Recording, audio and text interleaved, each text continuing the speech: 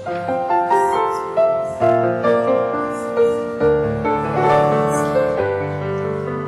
evening and welcome to the Carnegie Town Hall. The regular meeting of the City Planning Commission will be called to order and we will begin with a few introductory remarks.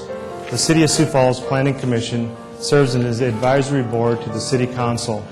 It is a responsibility of the Planning Commission to consider and make recommendation on land use and zoning matters. Conditional use permits and minor amendment requests will have final action here this evening, unless appealed to the City Council in writing within 5 days. Any decision made on preliminary subdivision plans or future land use amendment requests tonight will be referred to the City Council for final action at the third council meeting of the month. Any decision made on rezoning requests, major amendments, or ordinance amendments tonight will be referred to the City Council for final action at the first council meeting of the month. Council meetings are held at 7 p.m. here in the Carnegie Town Hall and are televised. Any action taken here tonight on a final development plan is final. The Planning Commission will first approve the consent agenda and then the regular agenda. In order to place certain non-controversial items on the Commission's consent agenda, planning staff and the Planning Commission applies the following criteria. First, the request conforms with the City 2015 Land Use Plan. Second, the planning staff recommends approval of the request. And third, there are no audience members present or written comments received in opposition to the request. And fourth, the application meets all conditions and requirements of the ordinance. Once the consent agenda items are approved, you are free to leave.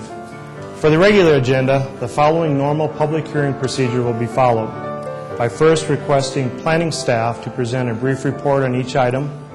Second, the petitioner will be requested to come forward and make a statement or answer questions. After the petitioner, anyone from the audience who wishes to address a particular agenda item shall be recognized.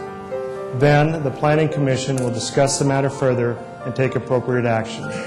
We ask that anyone addressing the Planning Commission other than staff move to the podium microphone, identify themselves, and state their address for the record. Please limit your comments to less than 5 minutes. As a courtesy to everyone here tonight, we ask you please either turn off or silence your cell phone and pager. This meeting is being televised on Channel 16 and will be rebroadcast Saturday at 10 a.m., Tuesday at 7 p.m., and Wednesday at 1 a.m. Thank you for your cooperation.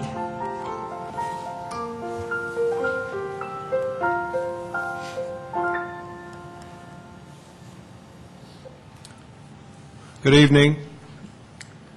The first thing we're going to do tonight is read the items on the consent agenda, and then we'll vote to approve those items before moving on to the regular agenda. Item number 1 is the approval of the November 5th, 2008 minutes of the regular meeting. Item number 2 are the plats. Item number 3 is the Tax Increment Finance District number 9 for the City of Sioux Falls.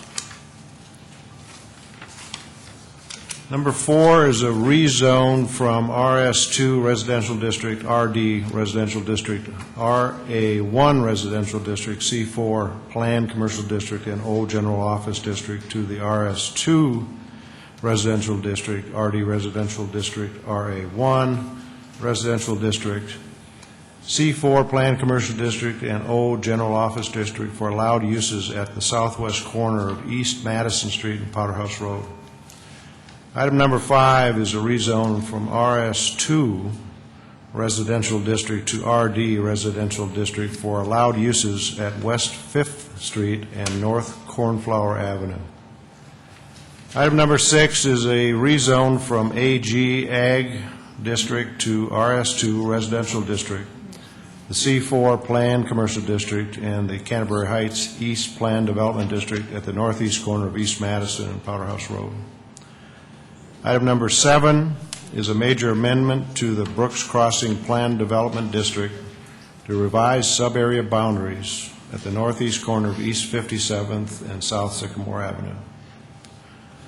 Item number 8 is a conditional use permit in the C2 General Commercial District to allow a church at 3812 North Cliff Avenue.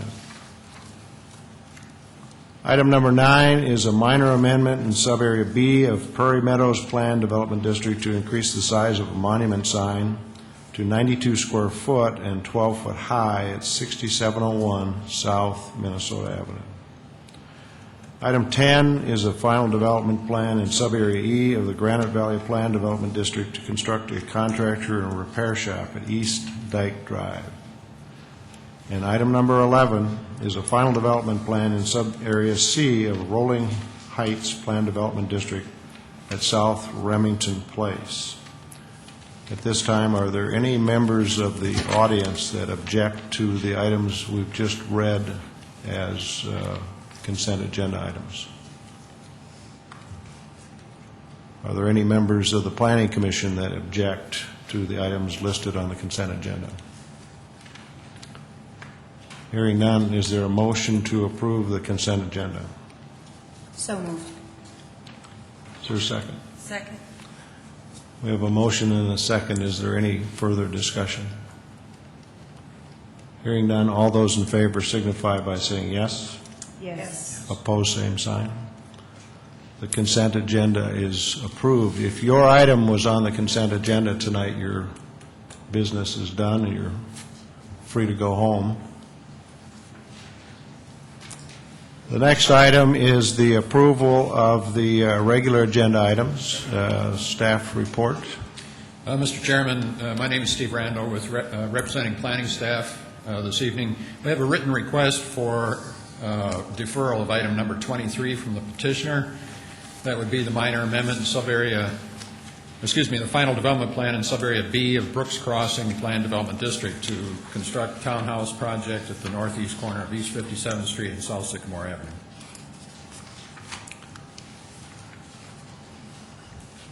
Any comments from the audience on the items listed on the regular agenda? Any comments from the planning staff or any changes? Mr. Chair. Planning commissioners, excuse me. Mr. Chair, the petitioners for item 19 are making their third appearance tonight, so I recommend that we move item 19 to the beginning of the agenda in front of item 12. Okay. So other than that change and deferring item 23, I move for approval of the regular agenda. Okay, we have a motion. Is there a second? I'll second. We have a motion and a second. Any further discussion regarding the regular agenda? Hearing none, all those in favor signify by saying yes. Yes. Opposed, same sign. Item number 19 is a conditional use permit in the RS2 residential district to allow a church without frontage on an arterial or collector street. Staff report. Mr. Chairman, Commissioners, again, my name is Steve Randall. I'll be representing planning staff this evening. On this item and others, this is a deferred item from the last Planning Commission meeting. At that meeting, it was recommended to the applicant that they meet with property owners in the neighborhood to more fully explain the nature of their project, any site plans that were being proposed, building plans, and elevations, and discuss the issue of parking with the neighbors and with the school across the street. The applicant has done all of this, and on the screen before you, the first item that has been added to your information packet is a registered land surveyor's site plan that shows the parking that's being proposed for the development at this location. So it is an accurate representation of setbacks, the amount of property available for parking, and for the building. The next slide indicates a layout of the parking, the number of parking spots, landscaping, and fence screening of the parking lot as required by the zoning ordinance. Zoning office has reviewed this plan and determined that a variance is not necessary to construct the plan as it's presented. There are 7 parking spots indicated on the plan, and according to the zoning ordinance, 7 parking spots would support an assembly seating of 28 individuals in the building.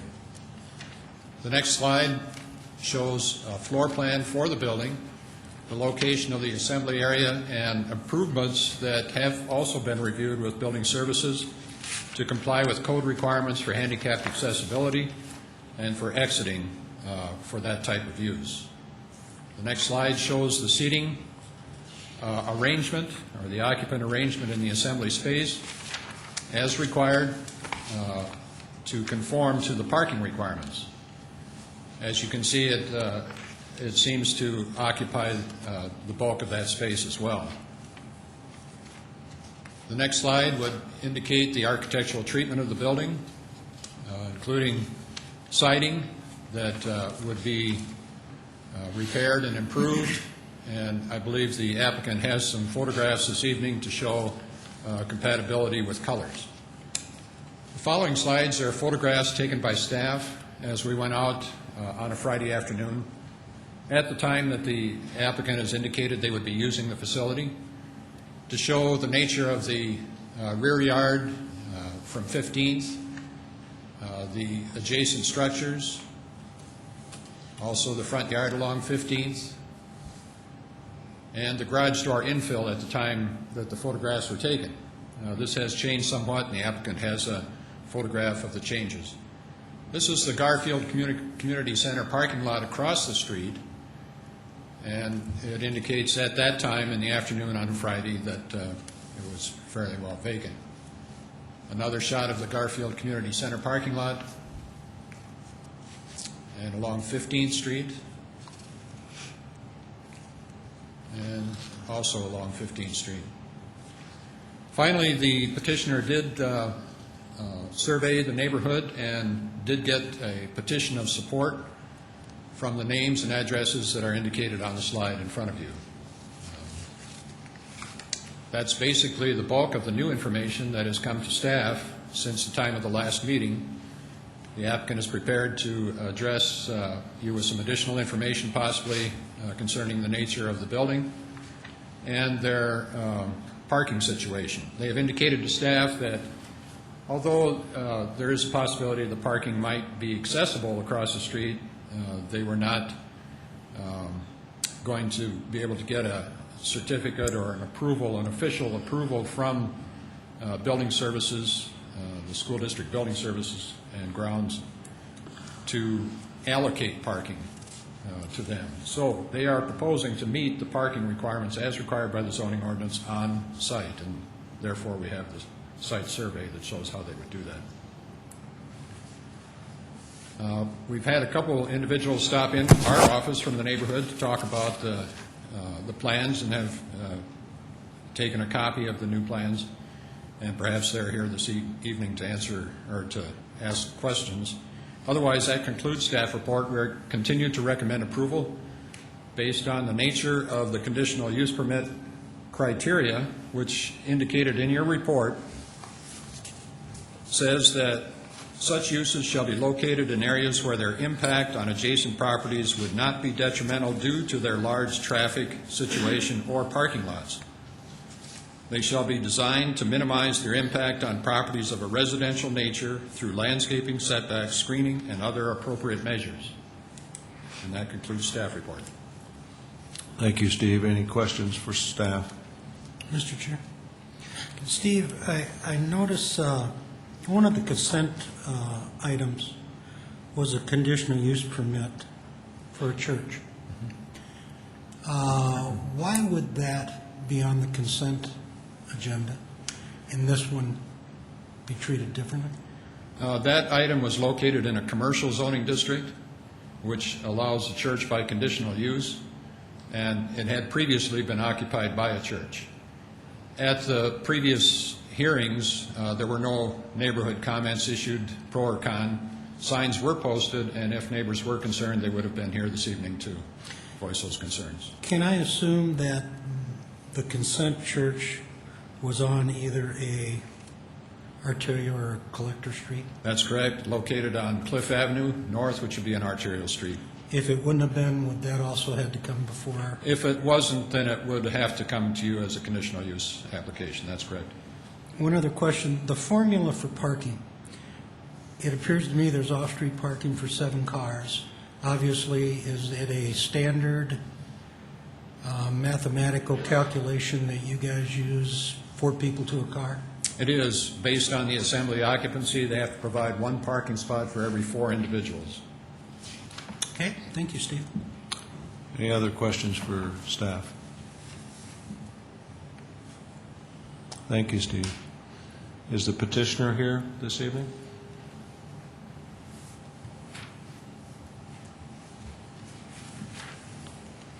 Ali Jakic, 105 North Holly, Sioux Falls, in front of in behalf of the Islamic community of South Dakota. First of all, I'd like to thank you for this opportunity again, 3rd time in a row. I guess hopefully the 3rd time is a charm, so we'll see.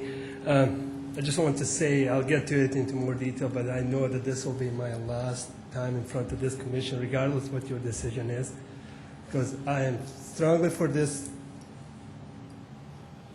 house to be used as a house of God, house of worship, but I am relocating to another state at the end of the month, so, but I'll get into more details. One of the things, a few things that I'd like to cover is in the previous meetings, we were talking about meeting with the neighbors and neighbors that are opposing this conditional use permit, neighbors that are in support of the permit. And Steve showed up on the slide that we had 11 neighbors that signed for support. There were numerous of them that didn't feel either way. That, I mean, I don't care either way. However you guys do it, I'm fine. And they did not want to sign it, but we have. I'm going to pass around the sheet, so if you want to see the names and addresses more legibly. We also took some pictures of our own, of the streets around at the time of the servicing with the City Commission did, just to show the occupancy of the streets on the Friday afternoon when we have our services. And basically, I mean, due to events that have happened over the last few months, our membership has reduced, unfortunately, because people were not sure where to come, how to come. They did not know what was going on. They were afraid that we were denied for a permit to use this. And when we looked at it in 28 seats and 7 parking spots, that will be more than enough to satisfy our needs in some future. Because, like I said, I'm leaving. That leaves another parking spot or another place in the church available. So with over the last few Fridays that we had services, we had 5 to 7 cars show up, around 8 to 10 people come to services, our Friday services. And I know a couple of concerns from the neighbors were and that it's fairly busy. And yes, it is busy, but 8 o'clock in the morning, 3 o'clock in the morning, in the afternoon when kids are being picked up and dropped off from school. But at 1 o'clock when we come and 1:30 when we leave, as you can see on the pictures that staff took and the pictures that we are taking, it's not as busy out there as it is. And yes, I know I have a daughter in school that I have to pick her up, or my wife, and it's busy in front of the school at 3 o'clock. But at the time when we have our services at 1 o'clock, it's not busy. We're long gone by 3 o'clock. We are hoping that we have answered all the questions. That we have plans that have been revised once again and over, and we're hoping that we can make this a better. We'd like to, I know you were making the comment last time about aesthetics of the building.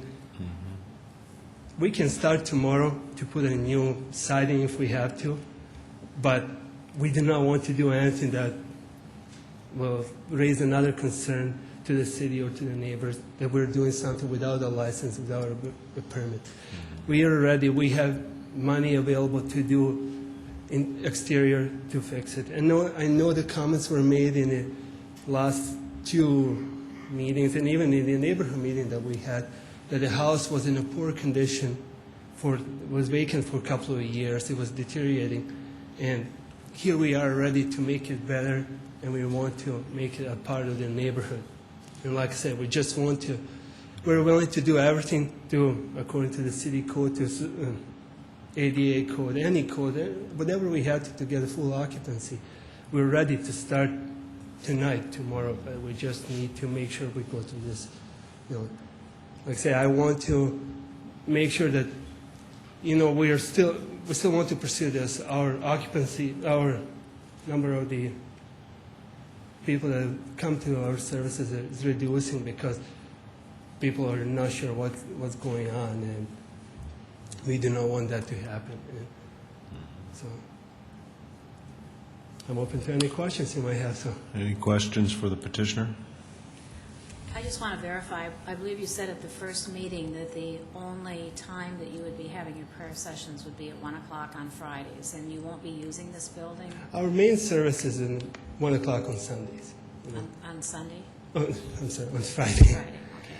And we have, in Islam, we have prayer 5 times a day. This won't be occupied as busy 5 times a day. Usually, like last night, we got together, there were 3 of us. On Fridays, we have 10. So there are 15. other times there are people There are other using it, times, but the main but ones. it's not 24/7. We get in 15 minutes and we leave. So it won't be as busy, with the 7 parking lots, the 7 parking spaces that we can have on the parking. That will be plenty for other services than Friday. That will be full on Friday, but other days, other times, it will be half empty. So there aren't set times for coming in, it's just that people will come at various times. It's complicated. There are set times according to the time of the day, and most of the people either work, like, for example, today, I had one service, I had to pray at 6:40, then I had to pray at noon, then I had to pray at 3 o'clock, then at 5, then at 6:30. So I prayed at home before work, then I came for lunch. I prayed at 3 o'clock at work, at 5 o'clock when I came back, then at 6:30 right before I came here. So, it changes throughout the year, but it's most of the times people just pray at home or at work because it's busy. Sure. So. Can you help us understand how you're going to get the facility open and closed? How does that work? Because I would imagine you wouldn't leave it unlocked all of the time. No. There must be somebody that's responsible for the security of the building, or how will that be? There's 5 of us that come there. At least one of us is there all the time, and all 5 of us have a key for the facility.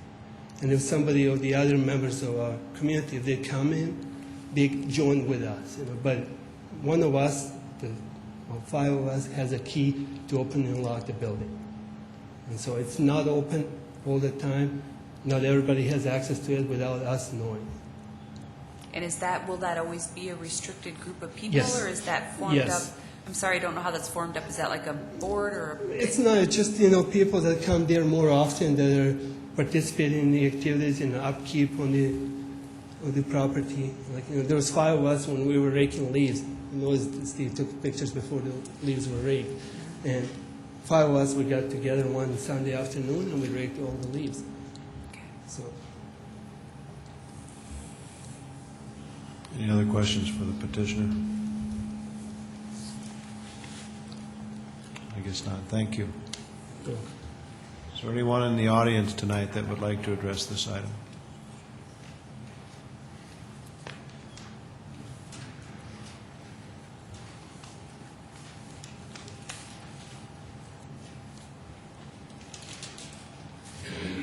Good evening. My name is Gerald Falkerts. My wife Sandra and I reside at 700 South Williams Avenue. This is directly to the rear of the property in discussion here this evening. We have lived here for 38 years. I've spoken in opposition at your previous 2 meetings as well as at the neighborhood meeting. Our feelings remain the same. I don't feel that it's necessary to go back over the items that I previously stressed. We submitted the pictures at the last meeting, as you may recall, and I feel that those speak volumes. 701 South Garfield is a property that has been unoccupied for several years and was allowed to run down and remains in that condition presently. The petitioners stated at the previous meeting that they purchased the property because of the low price and their lack of funds. They also stated at the neighborhood meeting that the lack of funds was one reason that they no longer wanted to build the parking lot. Now we're asked to believe that they have ample funds to not only build a parking lot, but to bring the property up to city code standards. Last night was the first time that one of my neighbors brought over a plan that had been given to him. This plan certainly wasn't presented at our neighborhood meeting. In looking at this plan, it would appear to me that the entire structure would have to be destroyed. They're talking about new footings, they're talking about new roof rafters, trusses, 6-inch exterior walls, double exterior doors front and back, bathrooms. This house is built on a concrete slab, and that slab, in my opinion, would have to be jackhammered up to replace the plumbing, because obviously the plumbing lies below the concrete. We have seen some interior work take place as of the present, and we would consider that substandard. You've seen the pictures before. I watched part of that construction take place. There was no sheeting placed on the exterior wall. It was just the cedar siding placed over the studs. In conclusion, my wife and I strongly are in opposition to this project. This is a small home not designed to meet the needs of numerous people, not designed to have a parking lot in the backyard that abuts my fence within 2 feet of my fence. Parking lot in the back,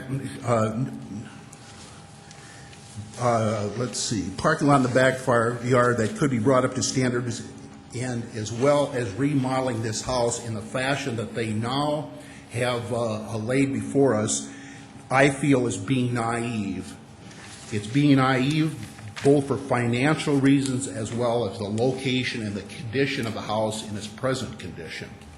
Thank you. Hold on for a second, Gerald. Any questions for Gerald?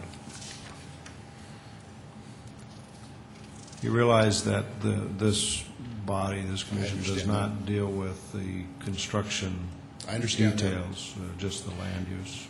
I understand that. Do you have the authority, if you do grant this, to grant it in such a fashion that the construction would have to all be done according to their plans prior to occupying this residence? I believe that they have to get a building permit, and the city building services would make sure that everything was done per code. And there would be a time period set forth then, or would it be a time period that would extend indefinitely? No, I don't believe permits last forever. Help me if I'm wrong here, but I think they're good for a year, Jeff. Yeah, so it's not an indefinite. So then they could get a building permit for certain facets of their construction and occupy the dwelling and then go for back another building permit? No, they would have to bring it up to code to occupy. I guess we'd have no objection to any of this if they agreed to complete the project as their latest plan describes, and then occupy the dwelling, including the parking lot, the new trusses in the ceiling, the new exterior walls, the new foundations, which is displayed on their plan. Go ahead and do it, and then occupy it. And again, we're not going to make the determination tonight in terms of the truss design or exterior wall, but we do want to make some determination this evening regarding the land use. Sure. So, Okay, thank you. any other questions for Gerald? Thank you. Is there anybody else in the audience this evening who would like to address this item? Okay. My name is Jeannie Sarda, 704 South Williams. I am right next door to Gary Folkert, so I'm diagonal from his back. Anyway, I guess I'm a little bit surprised and somewhat disappointed about the parking lot issue. That was kind of taken off the table because they were going to use the school parking lot. Now we're back to square one again. It seems like somebody didn't do their homework very well in that regards. As far as bringing this property up to code, if they're going to completely demolish this building and start over, and as Gary said, if they're going to do this process, I don't know if they're planning on having it done by a contractor or if they're going to be doing it themselves, but guarantee you, we will be like fleas on a hound dog, being sure that everything is brought up to code. And I believe you know that you can trust that from the neighborhood conversations. I'm surprised that at a congregation of that size, of what, 28 people they're talking, that they're even considering going through all the tremendous expense that would be involved. And I know that's not your concern, but it amazes me that at 28 people, and they said they've lost a few congregation members because of the whole situation, there's no room for expansion if they're going to have 28 people. Why put $150,000, $170,000 into a piece of property that they're going to outgrow in 6 months? You know, if they do indeed expand. And if they don't expand, then why have it at all? You know what I'm saying? It just seems kind of... But at any rate, you know, the expense is not your concern, and it's not ours either, and good luck to them, I guess, if they do that. And I think probably, you know, because of the fact that now new plans are being presented, it kind of brings me back a bit. Like, you know, before this, I was thinking everything that should be said has been said, but now we're totally off the chart and talking about a whole new different idea. So do we start all over again? Anyway, you may recall at the last meeting, you may recall at the last meeting, there was conversation about getting them to have the land survey that was brought up by this body. Right. And they have done that. Right, I agree. I understand that. So that's not anything new that we didn't ask them to do. No, but the plans, you know, if the plans had been presented at the first meeting, then we would be talking about the same thing that we're talking about now. But again, the plans are not what we're here to discuss tonight. Right, okay. We're to discuss whether this is a proper land use for that location. Okay, I understand. Okay, that's all I have to say. Any questions for Jeannie? Thank you. Is there anyone else that would like to address this item? Mr. Chair, would it be possible to visit with Steve one more time? Steve?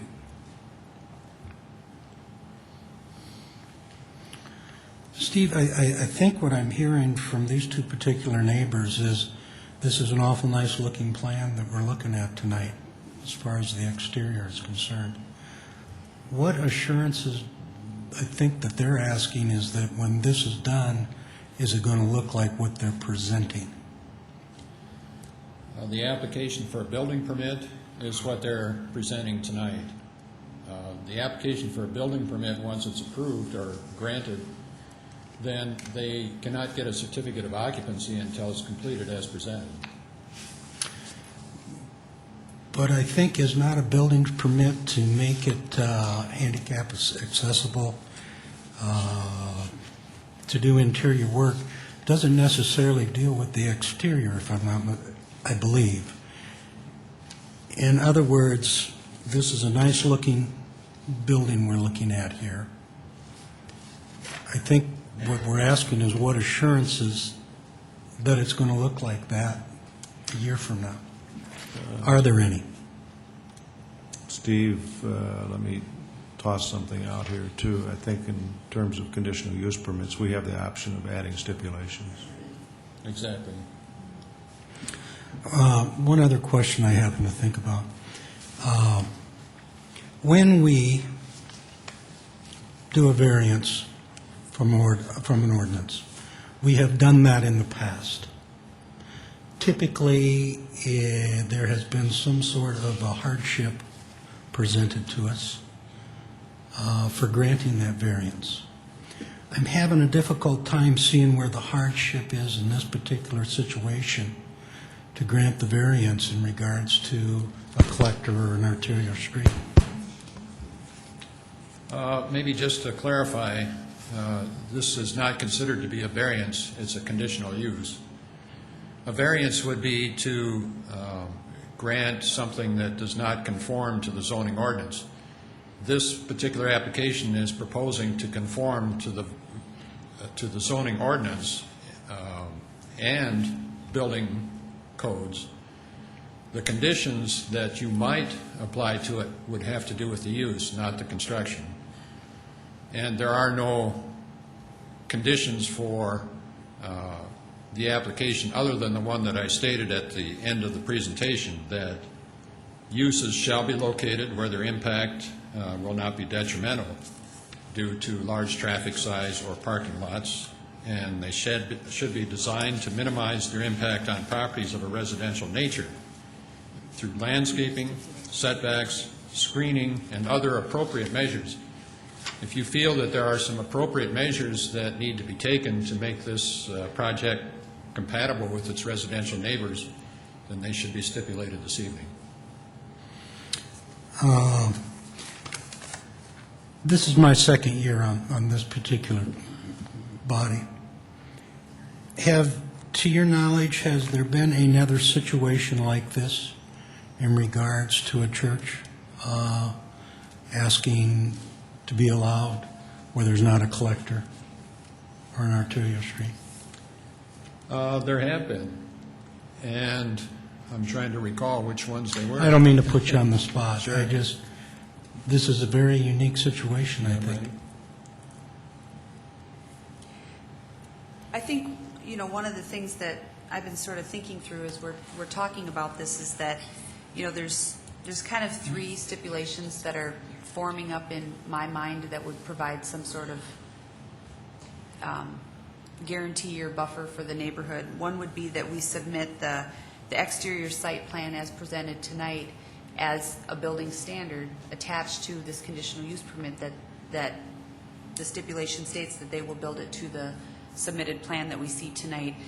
The other would be that we submit the exterior elevation details relative to the aesthetic upgrades as presented, again as a stipulation for the standard of construction that we're approving tonight. And the third would be to put a one-year review on the overall project itself so that the neighborhood would have an opportunity to come back with concerns, events, or anything that would trigger the removal of this conditional use, because that would keep them in compliance, knowing that if we pull this conditional use permit, they will have to shut down their house of worship. So, and there might be more. Those are the three that I think might be considered tonight. Anita, those are some awfully good ideas. I'm just speaking for myself. I'm still wrestling with, is this a good spot or a good use with the particular street situation? Is the impact to the neighborhood and is the minimum parking good for this neighborhood? That's personally where I'm struggling with. Sure, Kenny, and I can so appreciate that. But I think of St. Mary Church on Fifth Avenue. It's residential all the way around it. There's no arterials. There's no main collectors. You have a school there. You have actually two schools. You have Patrick Henry across the street one way, and you have St. Mary's School right there. Can you remember when that was built, Jesse? Was that long before me, Kenny? No, I know, but what I'm saying is if St. Mary's went to do that today, I don't think they would be allowed to do it on a residential street. But I'm saying relative to the size and the location.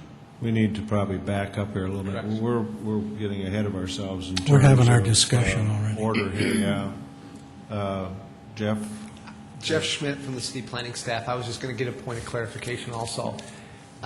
Where I think staff would have a concern is in regards to your conditional use issues and your conditional use standards. The issue that you're discussing right now and needs to be considered from Planning Commission is that this item is in front of you today because it's on a local street. And the impacts and the conditions because it's on a local street. If it was on 18th Street, if this single-family house in this condition next to these neighbors with a parking lot on 18th Street, you would not have this discussion. You could not have this discussion. You would not put any building conditions on it. It would not even be discussed. So from that standpoint, you almost have to take a step back and go, so can we place conditions on this church on a local street when we can't do it on a collector street? I would have to say you can't. You can raise the question, as Steve addressed to you, in regards to what are the impacts of having that traffic on a local street, but not what about the building on a local street versus a building on a collector street. But Jeff, certainly the exterior site plan, the landscaping, the parking lot, the exterior portion, that buffer, is in the conditional use standard a piece of what you're suggesting we work with to try to minimize the impact. To minimize the impacts, yes, but to address the issues of how it's being constructed and to the intent that you were getting to is what I'm saying. The intent that you were looking at of reconstructing it, you would not have that same leverage, that same discussion on a collector street. So any other church that comes in on a collector street, you cannot have that discussion because it's approved. It's already allowed. So you would not suggest that we put a stipulation that the site plan be constructed per the submittal this evening? Right. Jeff, before you disappear, is there any concern on staff's part as far as if we were to approve this, dealing with the next issue that comes down the road, that want to put something on that's not a collector or an arterial, and the ordinance says it's supposed to be? How would you as a staff person or the person working the desk, how would you counter, gosh, you allowed this over here? What's the difference with mine?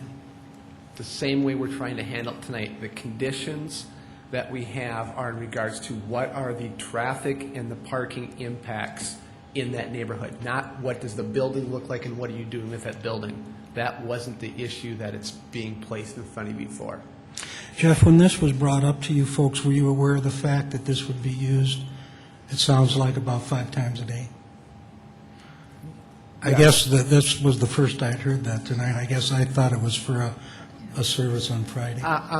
Honestly, if it was this is a house of worship. If it was a church, it'd be used Every day. 100 times a day. Yeah, I agree. I mean, Jesse's church is used more than 5 times a day. My church is used 24 hours a day. So I think that's mute. That shouldn't even be discussed. Does that give staff any reason to pause as far as not being on a collector or an arterial? Does it give me, that's really your discussion on, and that's the discussion between the neighbors and the church tonight before you. Is it raising a traffic issue and concern at this location? Thank you, Jeff. No. Jeff, one other quick question. So you're saying it would be appropriate to put a 1-year review. It would also be appropriate to put for this applicant only so that we kind of contain. Correct. You just don't want any stipulations relative to the actual structure? I'm or raising the that site issue and plan? concern and how you look at it from the standpoint of the building. I don't think that's really the condition that we're trying to address, Okay. the building. Any other questions for Jeff? Okay. I think we're ready for some commission action. Okay. I approve, or I would like to put forth a motion for approval of item 19, adding 2 stipulations. One, that we put a 1-year review on this conditional permit, and the second, that it be allowed for this applicant only. I'd like to second that motion.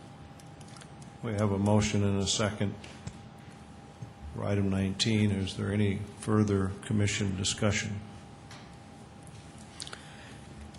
I just want to clarify then, the 1-year review would simply be to address whether the traffic was an issue and not anything regarding the building and parking, correct?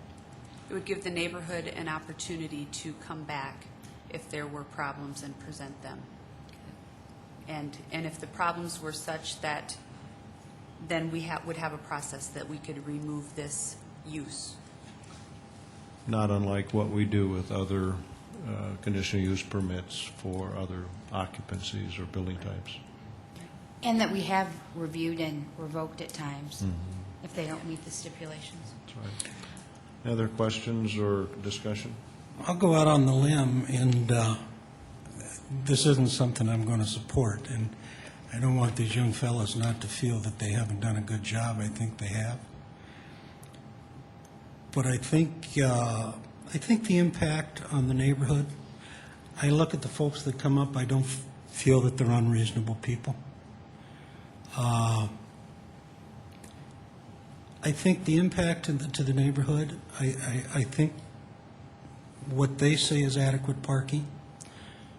But I think, quite honestly, if they could have a congregation of 28 people, 7 parking spots, I doubt if that's going to be adequate. I know they're quite small, and getting started with maybe not as many members right now as they'd like to have. I think these young fellows got some bad advice when they bought this particular piece of property, which is, I guess, neither here nor there.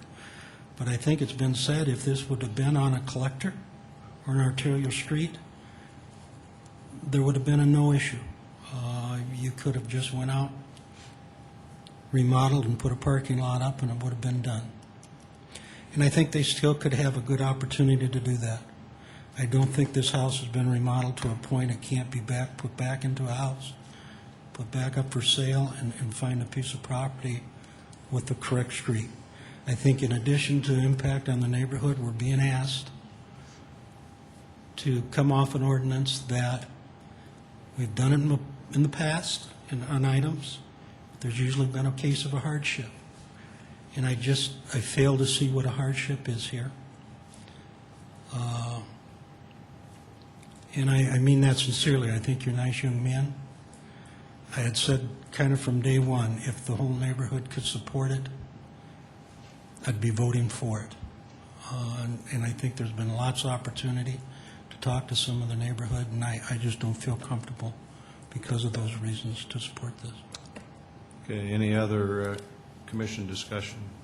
I would just like to say that I came here tonight with that same opinion that Kenny just expressed. I am concerned about the neighborhood, and I do agree that you've done a lot of homework on this, but there just isn't any room for expansion, and I'm worried that if you put all this money into this house and in a year or two you need to grow, there just isn't any opportunity for that here. So I'm not sure that this is the best use for that property.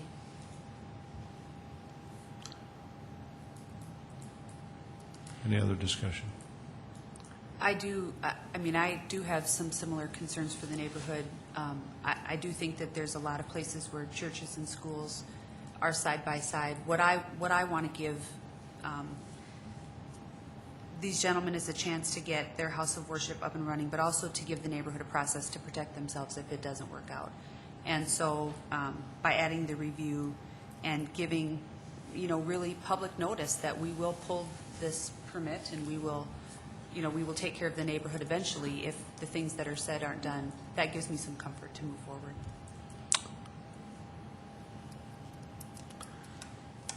You ready for the question? All those in favor signify by saying yes. Yes. Let's do a show of hands. All those in favor. We have 3 opposed. Same sign. Motion passes 3-2. Thank you. All right, we're going to move back to item number 12.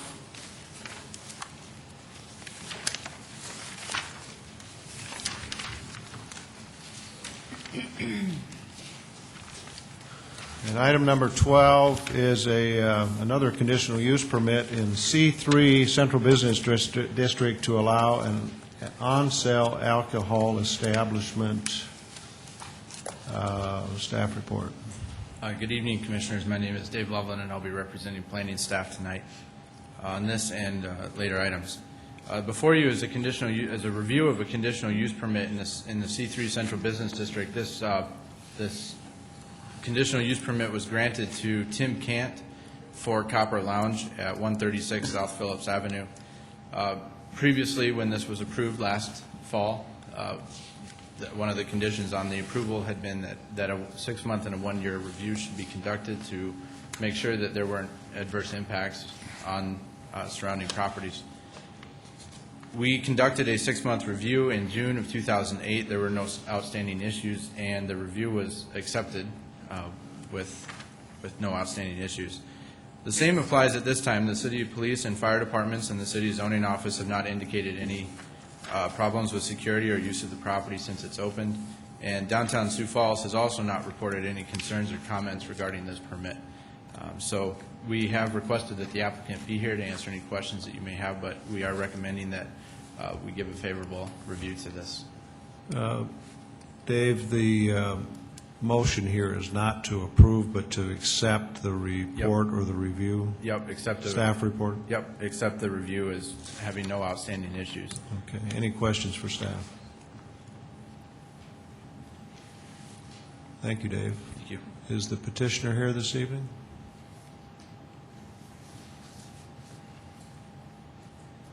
Whoops. Apparently not.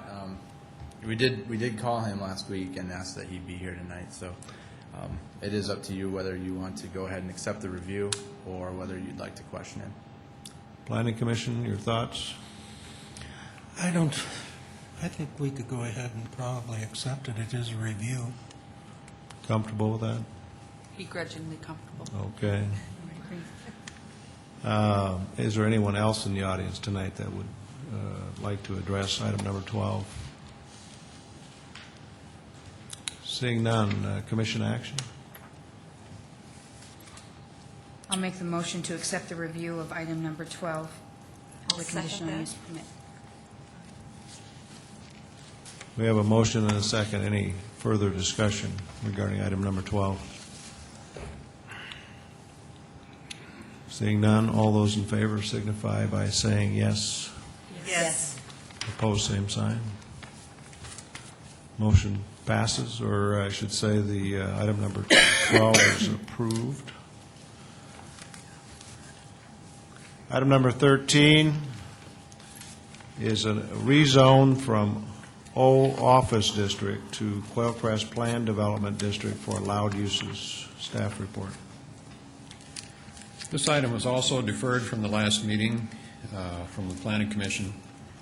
The applicant sent out a survey and a summary of the project to the neighborhood with a request for comments and to return those to the planning office. And the planning office has received those comments and has summarized that and included that in your addendum packet. In reviewing the application, it's for a request to rezone the subject property from O Office District to a planned development district with sub-area regulations that would hopefully make it compatible with the neighborhood and commercial use of the property, limited commercial use, I should say. There are some new exhibits this evening, and we'll try to go through those fairly quickly. The aerial photograph now has been updated to show the improvements on the property with the parking lot between the street and the building and some utility access behind the building. There is one residential structure that backs onto the property. The other residential structures to the south are buffered by a row of trees and some additional setback and a vacant lot, which the applicant has indicated would remain vacant. The next slide shows the building appearance as it is constructed today.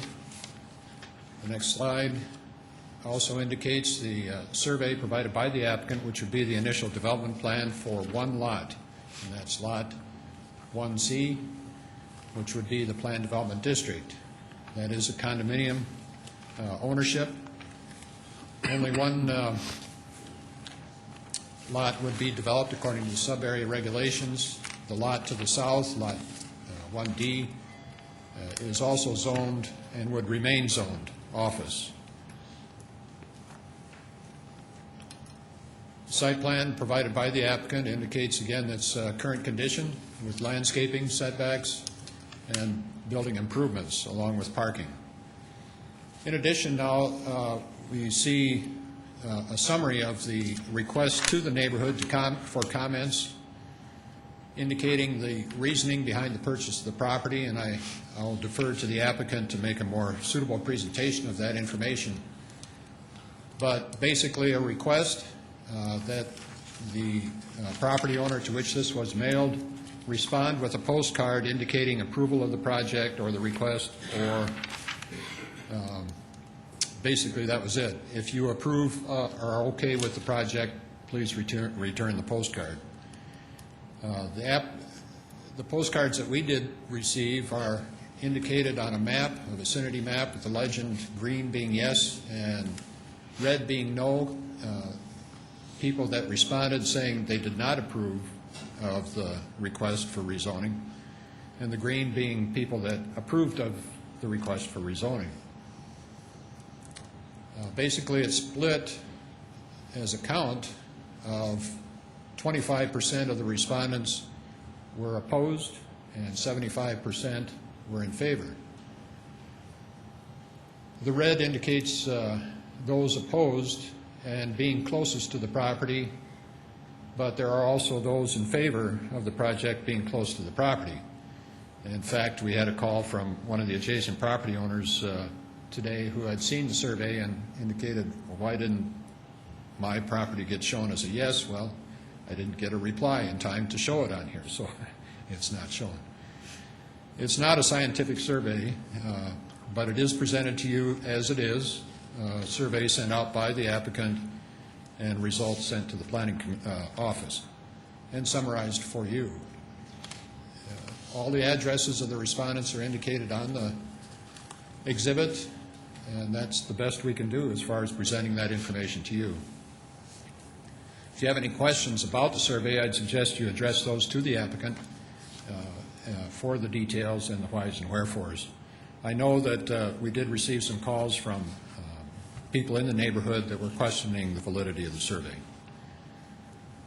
Basically, that's it. The only other information that we received and is not included in your information packet tonight is a revised set of sub-area regulations. The applicant has retained the services of an attorney from Davenport Evans, and I believe that attorney is here this evening to make a presentation to you on those revised sub-area regulations. Otherwise, the sub-area regulations that are included in your information pack are the latest that staff has had a chance to review and comment on. There are no other changes to the report. That concludes staff report. Any questions for Steve? Mr. Chair, Steve, it talks about creating a planned development district for this particular lot. Is that then something that is enforceable? Planned development district zoning has been around for, I don't know, since 1974, I think, as a way for the city to allow creative and innovative approaches to development of property with initial development plans and sub-area regulations that could depart from the conventional zoning district requirements. It's been very successful, I think, around town. Meadows on the River is a good example. Some other large-scale residential developments have taken advantage of it. And basically what they can do is increase density, reduce setback, and come up with more creative ways of developing property that under conventional zoning would not be allowed. In this particular case, the applicant has indicated that the reason for going to a planned development district is to allow a greater range of uses to be allowed on the property. That's not unusual. We've had requests in planned development districts in the past that are called major amendments to allow additional uses that were not previously allowed. So it's an appropriate request. The question is it acceptable? In the past, the planning staff has indicated that when the zoning was established in this neighborhood, the commercial zoning was limited to further north of the subject property. And when there were previous requests to rezone this property to commercial, we recommended denial. And when there were previous requests to rezone to a planned development with commercial, we recommended denial. The situation hasn't changed as far as staff is concerned. We continue to recommend denial. Thank you, Steve. Any other questions for Steve? Thanks, Steve. Is the petitioner here this evening? Good evening. Good evening. My name is Bert Collars. My address is 753 Indian Wells Court, Dakota Dunes. And I've been here before, and I just want to review a couple things. I bought the property in 2005 with the intention of developing it primarily for my business, which was allowed under personal services and office. And that was my intent.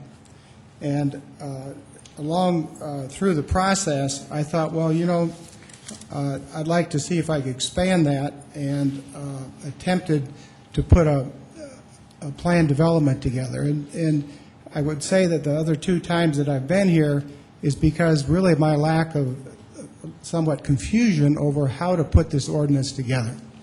And so I think now we've kind of resolved that and have put it together properly. And the final version that we came up with, Davenport Law Firm, feels like it is enforceable by the city. One of the reasons I'm here is I haven't been able to lease the property, and with a slight variation in the zoning, I think I could accomplish that. The realtors indicate that there's like a ladies' dress shop that is in waiting to see if I could amend this zoning slightly to include light retail and exclude all the issues that the neighborhood have brought up before. The last time I was here, basically what they were concerned about is whether this would ever change again, because they feel like they've been burdened, which I understand they have, by this issue. I think we've solved that issue, and the idea that it would be enforceable by the city, and I think we've solved that issue too. So if, Steve, would you put that up there? Yeah, please.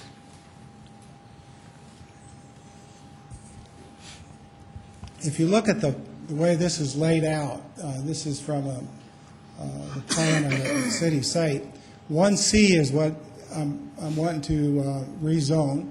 1D is actually going to remain office, and so that is an office buffer between the residential to the south and the property, the 1C. So, that's in keeping with a lot of buffers that are all around the city.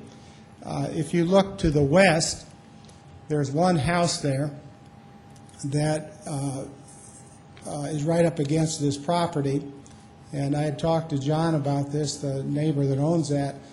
He had purchased that lot after my building was built, and he understood the building was going to be there and the design, the way it looked, and he told me the other day he doesn't have any problem with the way it looks and that sort of thing. I met him on site to see if we could plant a small forest of trees between his house and my property, and we talked about that.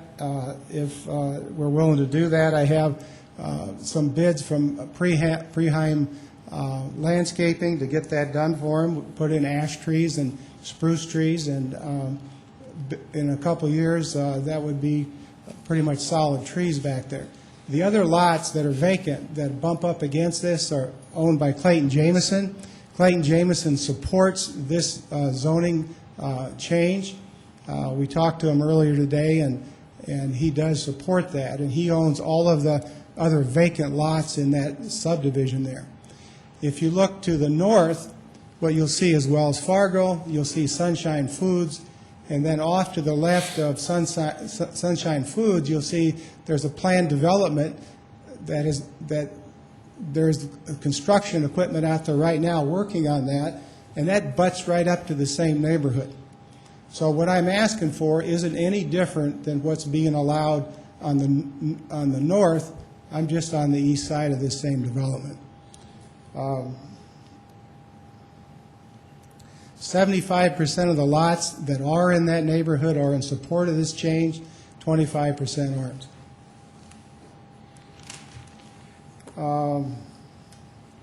I think that these changes that I'm asking for, that will, the way that this ordinance is going to be written, there won't be any restaurants allowed, there won't be any adult-type services, That's a specific use that won't be allowed. No on or off sale alcohol. And basically the uses that would be allowed would be ones that would not impact anyone in that neighborhood. There won't be, the way the building's built, Jim Hero designed that so that the back of the building, there's no exposed air conditioning units or anything like that. And it was designed out of respect for the neighbors on all sides. Again, it's the opinion of the Davenport law firm that this can be designed so it's enforceable by the city.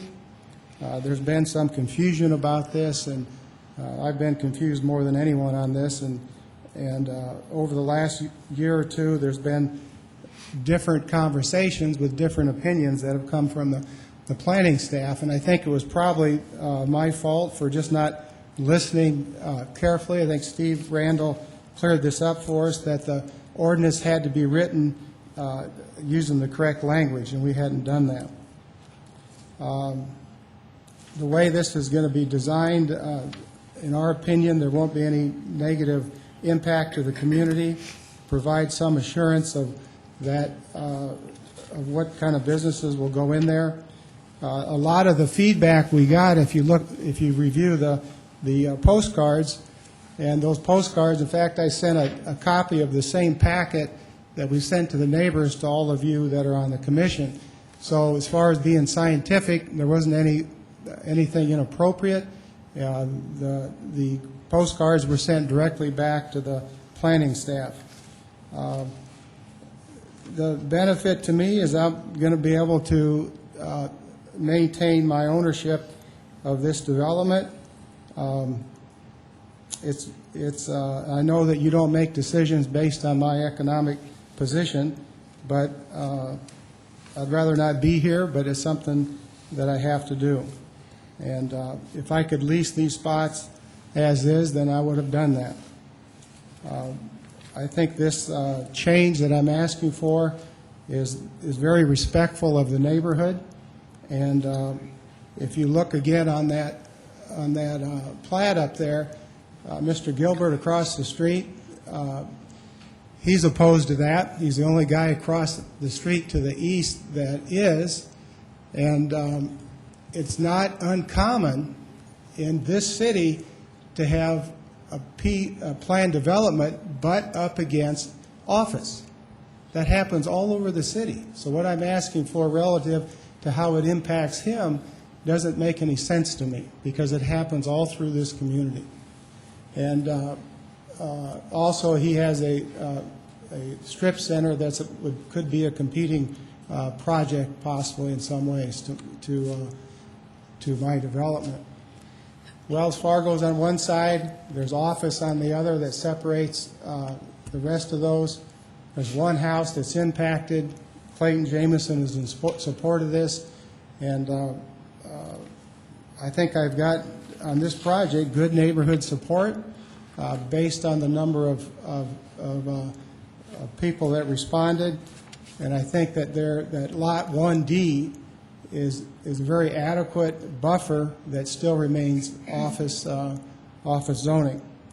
So I'd just like to ask all of you to consider the facts on this issue, and I apologize for coming in front of you a couple of times.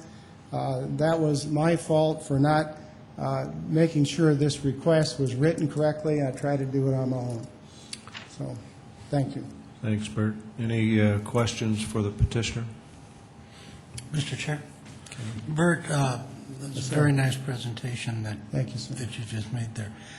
You indicate that you had a neighborhood meeting, you had an awfully good turnout, 14, I think 16 people.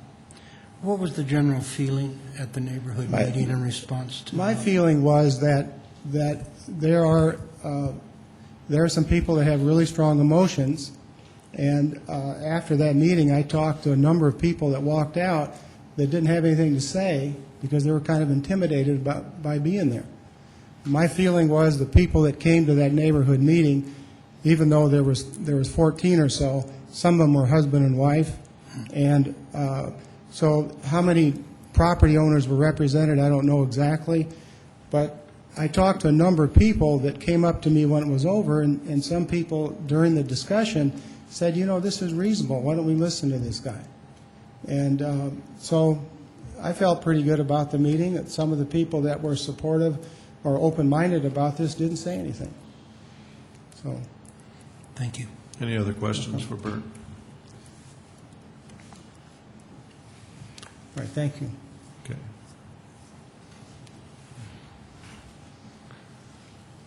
Hold on here for a second. Are you here representing the petitioner? We'll let you come up and talk, but we're going to limit your discussion to 5 minutes. Go ahead.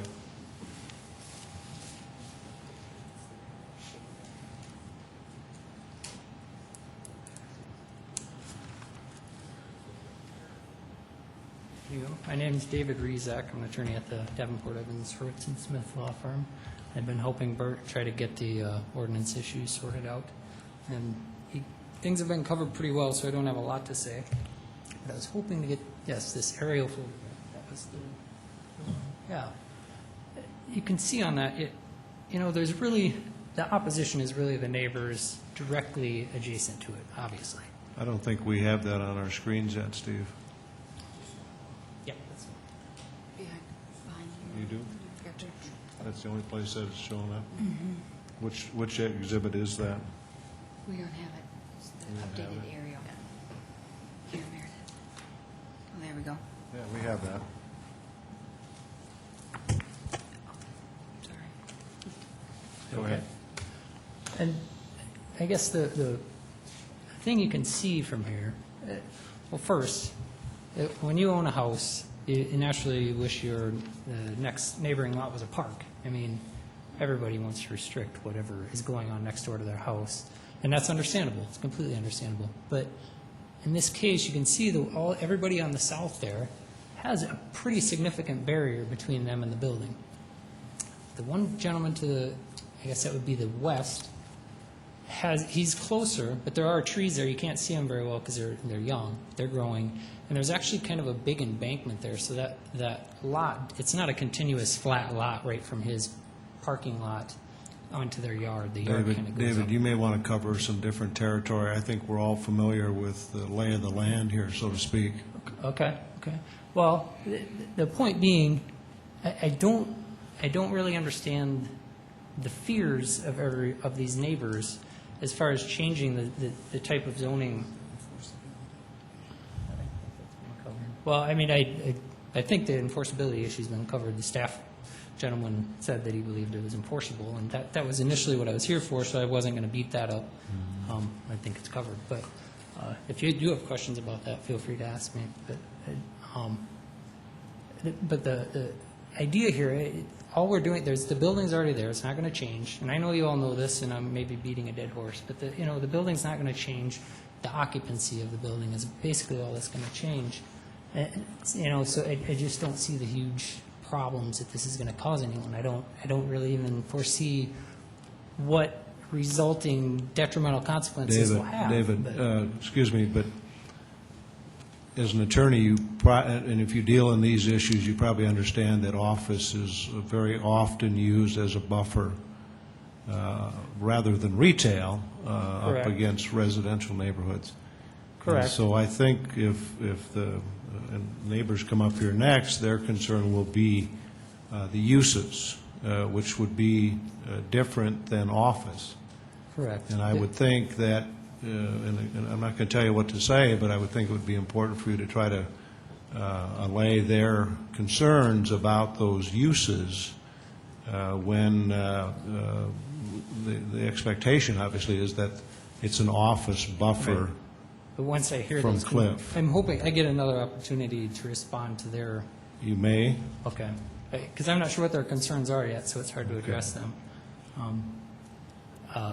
But there is the office buffer to the south.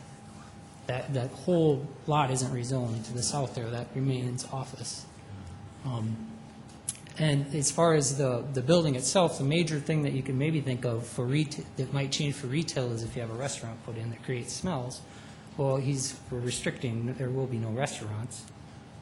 There's no drive-throughs, although actually at this point, under the current use, drive-throughs are permitted, but Bert is willing to restrict that. So there's just not a lot of change here, in my opinion, for what that's worth. So that's all I have now. Anything else? Nope. Okay. Any questions for David? Okay, thank you. All right. Is there anyone else in the audience that would like to address this item?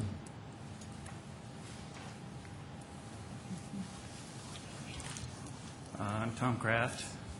I live at 1100 East 61st Street, which is just south of the building. I'm in IT. I got into IT so I wouldn't have to do stuff like this, so I apologize if I'm a little bit nervous. I don't like it. I'm a lot more nervous after listening to the lawyer, and if he's going to be writing up this deal, I think we've got a lot more concerns than we thought we did. I would like to say that a few years ago, we worked out with planning staff, with the commission, a compromise with Clayton Jameson, who now is supporting this.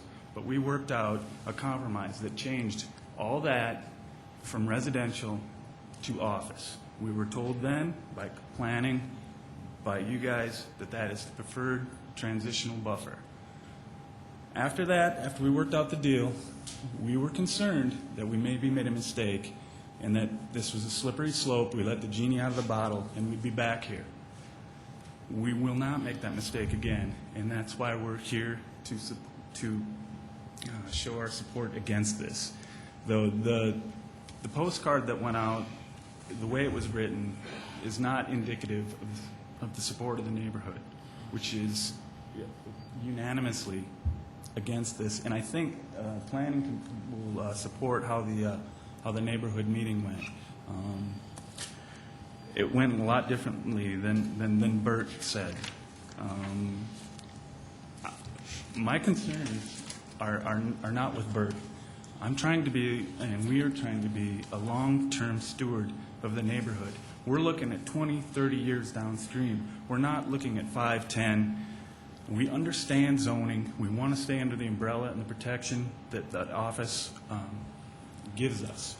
We understand commercial real estate and how commercial real estate changes hands and different owners can come in. He's sitting with a commercial real estate agent. They understand how it works. I don't see why they need to come to you to bail them out for economic reasons. We're trying to be long-term stewards of the neighborhood. Nothing has changed in the last 4 applications that he's brought in. The support of the neighborhood is against it. We understand what happens. We knew once the genie was taken out of the bottle, once the zoning changed, it just goes one way. We're never going to get that back to residential. Once it changes from office, we'll never get it back to office. And once that real estate changes hands, and there's a new owner that wants to do something completely different, we'll be back here again. And you can see how nervous and how uncomfortable I am being up here. I don't want to come back here again. You're doing okay. We just respectfully would ask that when we did the first compromise and worked with you guys and worked with the planning staff and the developer, who shook my hand, looked me in the eye, and said that it would stay office. Now he's singing another song. We've heard all this before. We don't want to hear it again. We want it to stay at office. Thank you, Tom. Any questions for Tom? Mr. Chair? Okay. Tom, you did a fine job. You were one of the original neighbors when this property was purchased by Mr. Jameson, and I gather there's some other neighbors out here. Yep. Are you a spokesperson for everybody? I drew the short straw. You did just fine. The agreement you guys, this was before my time certainly, did that take a while of kind of give and take with everybody at that particular time to get this particular zoning in place? We sat down, we worked with the planning staff, We worked with Clayton. There was compromises made. Some of the things he'd like to be allowed to use look fairly non-offensive to me. Is the fear that if something like that allowed, that where will it continue to go? Exactly. We're looking at long-term and the zoning, not what's going in there. I've always said they could put they could put Shields, Osteds, a meat lot, all my favorite stuff in there, and my opinion would not change, because we're not looking at it short-term. We're looking at it long-term. We all have 20, 30-year mortgages. We're thinking long-term stewards of the neighborhood, not whatever happens after he sells and there's someone else. I think Bert's a stand-up guy. I really do. It's not about him. It's about the zoning and staying under the umbrella of your protection, and not a lawyer, and certainly not that kid. Okay, thank you. Appreciate your comments. Any other questions for Tom? Tom, I do hope you have appreciation, though, that as Sioux Falls continues to grow and change, our needs commercially continue to grow and change. And maybe our zoning codes haven't always kept up with the change in how people shop and what people's needs are and what their neighborhood needs are. And I think that there is some good compromise here. I can appreciate your frustration, because I wouldn't want to be back here 3 times in 3 years either. That frustration, I totally understand that you're uncomfortable with that, and I don't blame you. But you still have a buffer. And I understand that the next person can come before you and attempt to change that zoning. However, as things stand today, we do like the step back in zoning from commercial to office to residential. So I think it would be a lot more difficult for the next guy. But I was told at this very same body the same thing about office, and here I am. And that's our concern. But do you understand, too, we're a dynamic community. We're not a static community. I've been a member of this community my whole life, I do. And I'm a supporter of this community, and I'm a supporter of, that's why we got together and made our first compromise just a few years ago. And now we're being asked to compromise again. Why isn't he being asked to maybe find another commercial real estate agent if he can't rent out these 2 spots? Who I talked to one, I'll give you her card. She's pretty good. And it's not impossible. If he rented those 2 spots, these 2 slots, if they were rented, we would not be here. Do we want to change the zoning that could affect us downstream? So then 5, 6 years, when you're gone and you guys are gone, we'll be up here again fighting to keep out a bar or whatever. But I'm saying there are some dicey things that are allowed in office that could end up right next to your property. We knew that. We knew that when we made the initial compromise, and we were worried about that, but we took our chances in the name of progress. Don't tell us to do it again. We still remember a few years ago.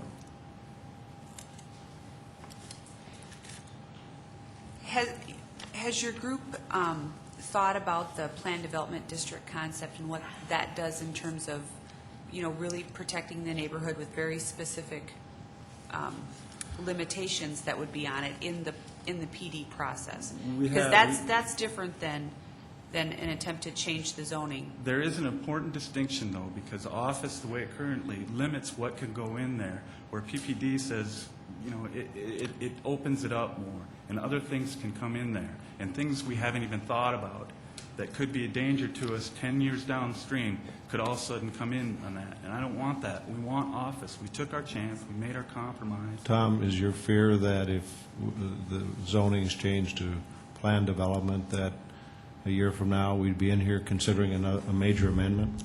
Yes, it is exactly that. That's how we modify planned developments, by minor and major amendments. It goes one way. It opens up more and more and more. Any more questions for Tom? Thanks, Tom. Anybody else in the audience? We'll take one more neighborhood representative. Thank you. John Riedel, 1017 East Covey Circle. My house is the house directly behind this office complex. I purchased that lot in the spring of 2006. My wife, worse than him, for our family to build that place. We checked in with the city. We knew it was zoned office.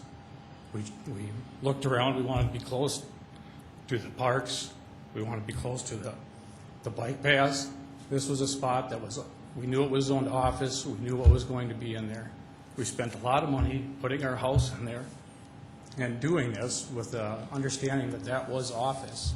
We do not want retail in our backyard. Planned development opens up for retail. That's not what was supposed to be in there. It's not what we knew it was in there when we bought the lot, when we started to build it. Before that was even open, Bert was there trying to get this changed. And now he's trying to tell us that it's financial. He was trying to change this to retail before the building was even open and occupied. So that's not a good statement. Yes, I did talk to him about buffering because he sent this to all my neighbors, basically stating how this was, but this was basically that he's committed to doing more buffering if I desire. I told him I desire. The only way he's going to do buffering, he basically told me, is, well, why would I do this unless you support me? So they don't even maintain it today behind there. And now I'm expecting just to go ahead and trust everything else. It's office. That's where we purchase it. And like the guy said, it's only been a couple of years. We would not have built there if we had known. Thank you, John. Any questions for John? Thank you, John. I'm going to ask the attorney to come up and outline, if you would, exactly what uses. You only have a single sub-area, correct? Yes, exactly. Just one sub-area. One sub-area, and what uses for the audience tonight would be permitted? Give me just 1 second.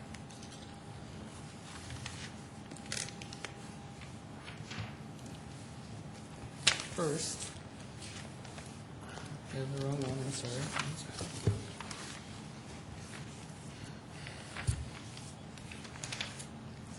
All right. Initially, the first use is personal services, and that's currently allowed. That's allowed under the ordinances now. So As a part of an office zone? Yep, as part of office zone. But what C4 zone uses would you allow as a part of this plan? Okay, the major one, the one that this is really all about, is retail, trade, and services. And our proposal is, rather than just blanket retail, trade, and services, there's been concern voiced about restaurants, because that creates possible odors. So we would restrict, there'd be no restaurants, there'd be no adult uses of any kind, which are covered in the ordinance, or defined terms under the ordinance, no alcohol beverages or of any kind. So it's a restricted retail, trade, and service.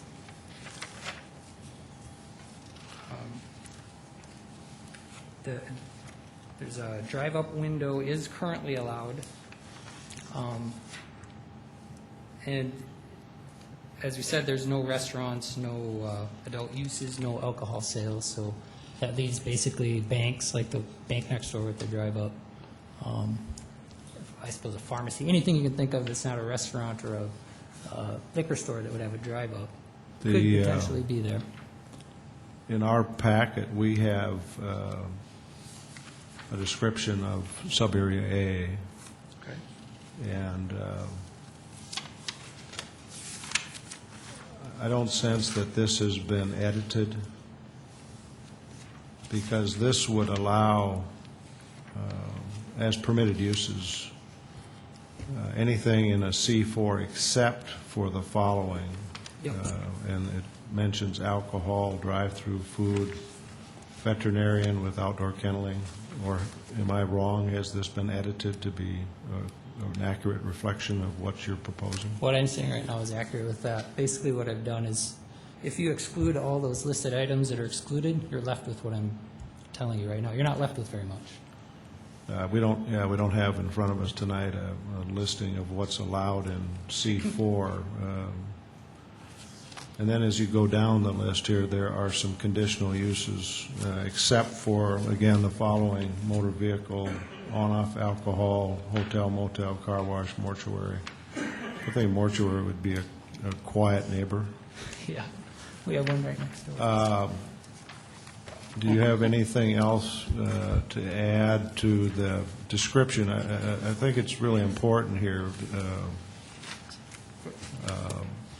Yes, and for the neighbors that are concerned, really, there have been concessions in some respects, too. There's been this private covenant that should be in your packet. That's already been placed on it, on this property, so you can't petition to rezone. Now, that's not something the city would deal with. That's a private covenant that a court of law would deal with. So if the owner of that property tried to rezone, they could go to a court of law and seek an injunction or anything, just like any other covenant. And some of you probably have covenants on your homes if you live in a development area. It's the same concept. The city doesn't do it. You have to go to a court to do it. Otherwise, the retail service, it expands it, but the building itself isn't going to change. It's the same building, so it's limited in, you can use your imagination to, you can't have a Walmart. It's not near big enough. Yeah, exactly. So it's limited retail, no restaurants, so it's more than, Okay. the only real suitable purpose is pretty small retail. Okay.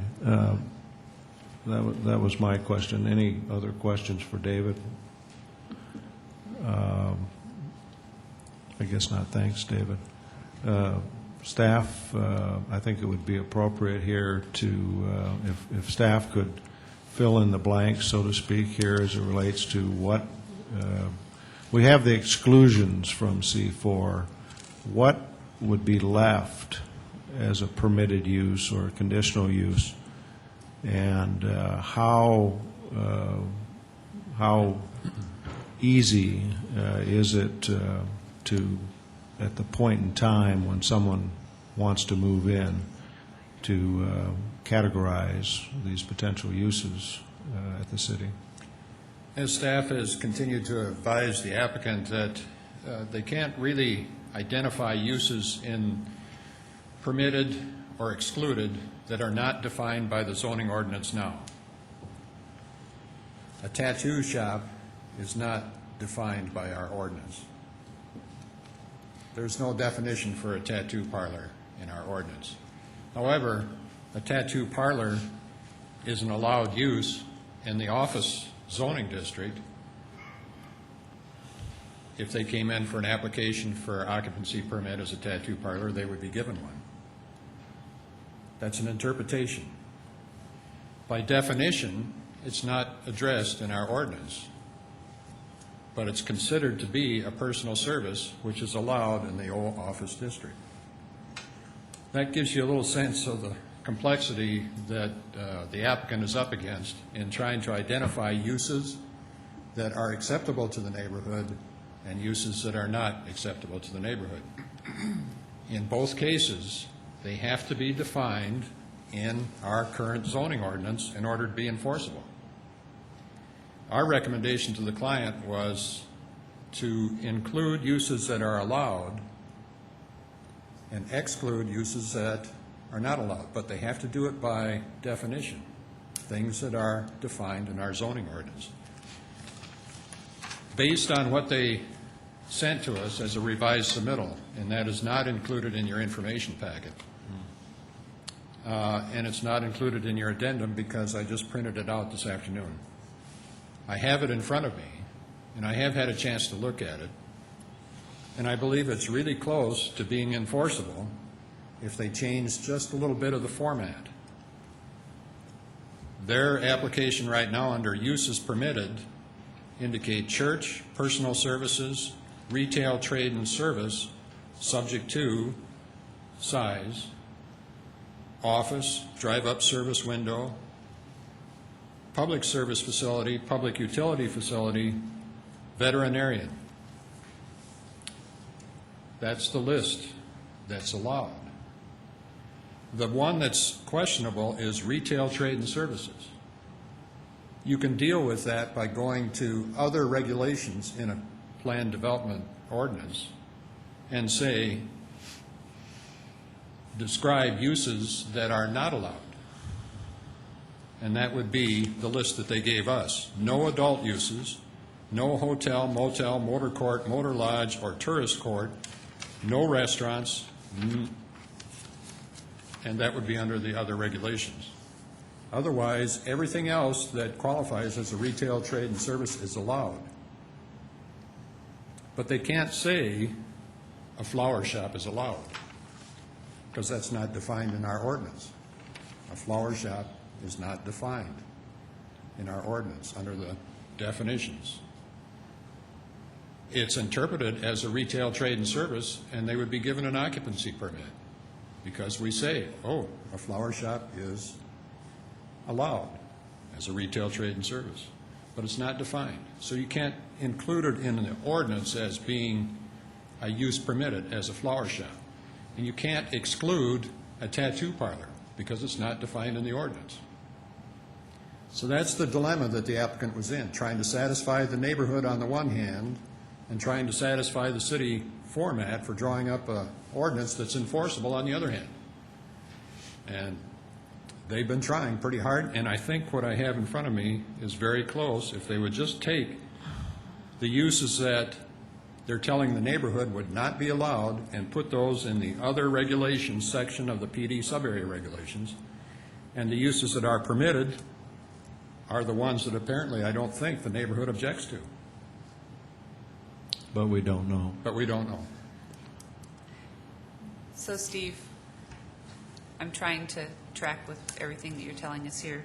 So one of the things that I think I hear you say was that in this plan development district process, they may actually be getting some protection from things that they otherwise wouldn't be protected in an O environment, i.e. such as a tattoo shop, because they're going to list it as an exclusion on the PD. Bert could show up tomorrow with the tattoo shop as an O and get it done. So I think that's one of the things I heard you say is that if we comb through this process, there may be some protection in there for just how our current zoning is written. One of the things that we haven't talked about that I'm wondering if we can do through the PD process is an hours of operation, sort of an approach to that structure. And I don't know, the business that's there, I think it's a karate shop, what those hours are. But we might want to talk a little bit about an hours of operation because that certainly would, give some control over a retail trade situation also. That's correct. And that's been done in other planned development ordinances that you have approved. You've limited hours of operation for certain types of businesses. And again, in an office environment, I don't think that those restrictions are. It wasn't a concern. Are there, yeah. The biggest concern, obviously, would be you can define this to a point, and then you can still pursue an amendment in a PD. That's correct. Under straight office, conventional office zoning, there is no amendment process. No. It's either rezoning or you can't put it in. And the neighbors were comfortable with what the neighbors were comfortable with that. The list of permitted uses at the time. Any other questions for Steve? Thank you. Commission action? No, we're done with the testimony now. Thank you.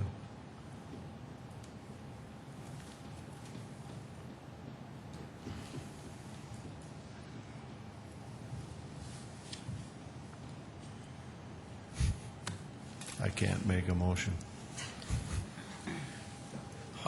I'll make a motion for approval. We have a motion for approval. Is there a second? I will second. We have a motion and a second. Any discussion?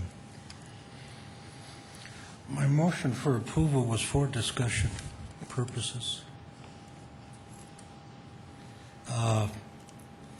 This has certainly been one that's been in front of us before.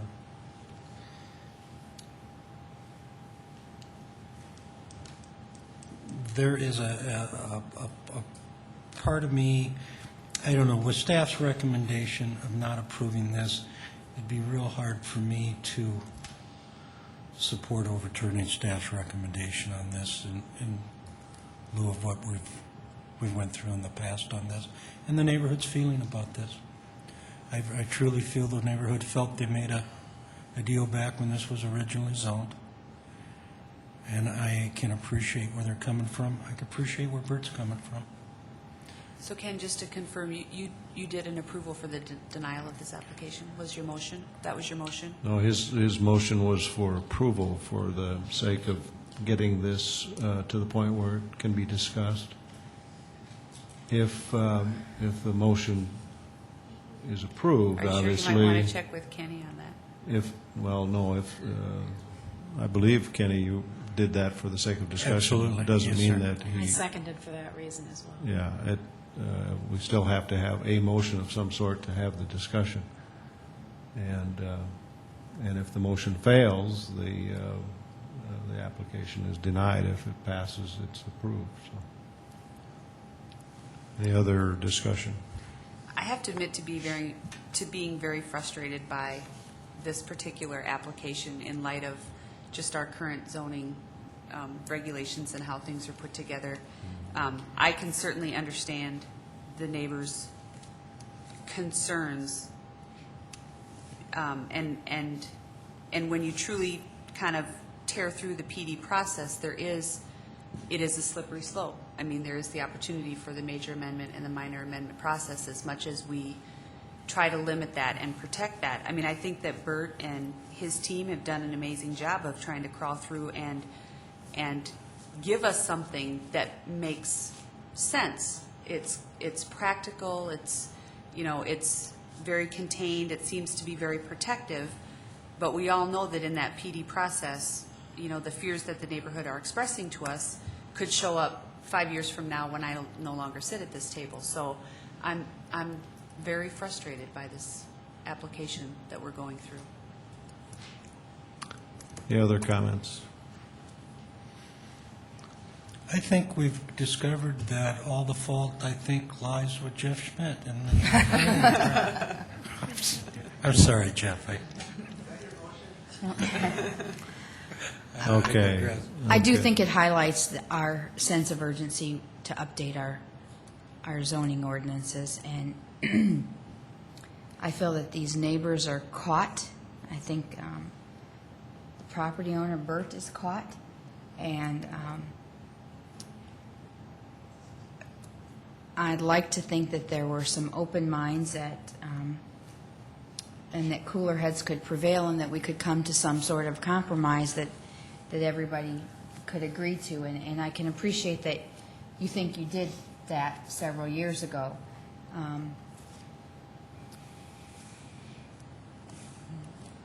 I think we're in an unfortunate situation with no easy answers. Anything else? Okay. All those in favor? Meredith, before we call the vote, can you please confirm for me again the motion that's on the table currently? The motion is for approval of this request, this item. So if you vote yes, the applicant's petition is approved. If you vote no, it's denied. Okay. Does everybody understand that the same way? Okay. Let's do this by a show of hands. All those in favor of the motion, raise their hand. All those opposed to the motion, raise your hand. Okay. The motion fails. The petition is denied. Thank you. Okay, item 14 this evening is a rezone from the agricultural district to C4 planned commercial district to allowed uses. Staff report.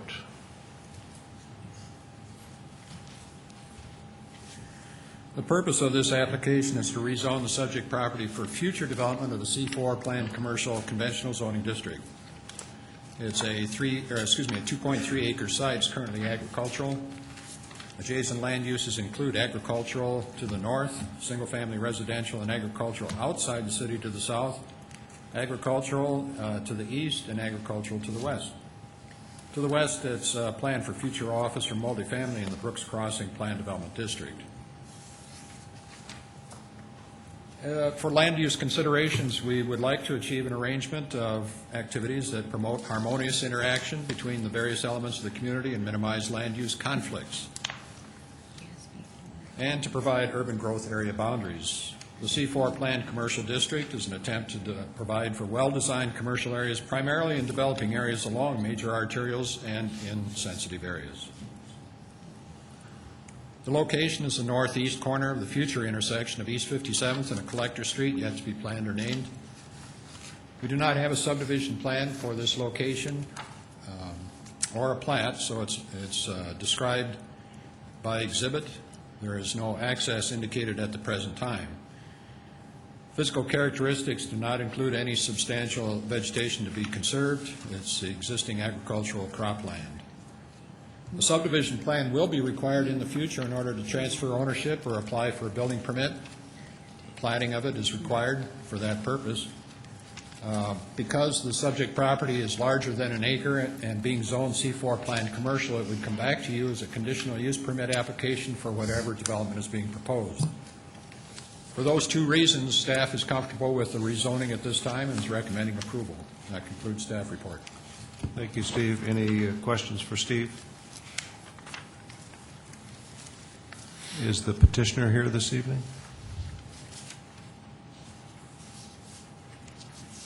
Corey Hansen, 812 South Minnesota. Corey, do you have anything to add to the staff report this evening? No. Are there any commission questions for Corey? I guess not. Thank you. Is there anyone else in the audience this evening that would like to address item 14? This is going way too fast. Go with it, Mary. Okay. Hearing none, is there a motion regarding this item? I'll make a motion to approve item 14. Is there a second? I'll second. We have a motion and a second. Any further discussion? Hearing none, all those in favor signify by saying yes. Yes. Opposed, same sign. Item 14 is approved. Item 15 is a rezone from RA1 Residential District, O Office District, and C4 Planned Commercial District to the RA1 Residential District and the Emerald Valley 2 Planned Development District for allowed uses. Staff report. Good evening again.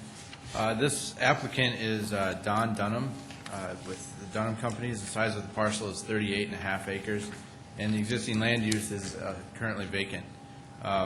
As was read, this parcel is at the corner of the southeast corner of East 69th Street and South Southeastern Avenue. The initial zoning for this subject property was approved by the Planning Commission earlier this year in January, and that approval was confirmed by the City Council in February. The Planning Commission, since that time, the applicant has purchased the property from the original petitioner and has come forward with a change in some of the boundaries of the land uses that they'd like to pursue. The Planning Commission recommended approval of a future land use amendment that corresponds to the zoning boundaries, as you see, and that was approved by the Planning Commission on November 5th at your last meeting, and the City Council considered that amendment, that future land use amendment, and approved it on December 1st, on Monday night. The proposed areas are broken into about 25 acres for commercial and 14 acres, for office. And the Public Works Department is requiring the developer to provide an updated traffic impact study and provide that report prior to any platting of the parcels within that area. The subject property is not within a regional BMP detention area, and that detention then would be required on site. Because the subject application conforms to the land use plan as it was approved by this body and the city council, we are recommending approval of the rezoning with the following sub-area regulations as you've seen in your report. Thank you, David. Any questions for staff? Is the petitioner in the room?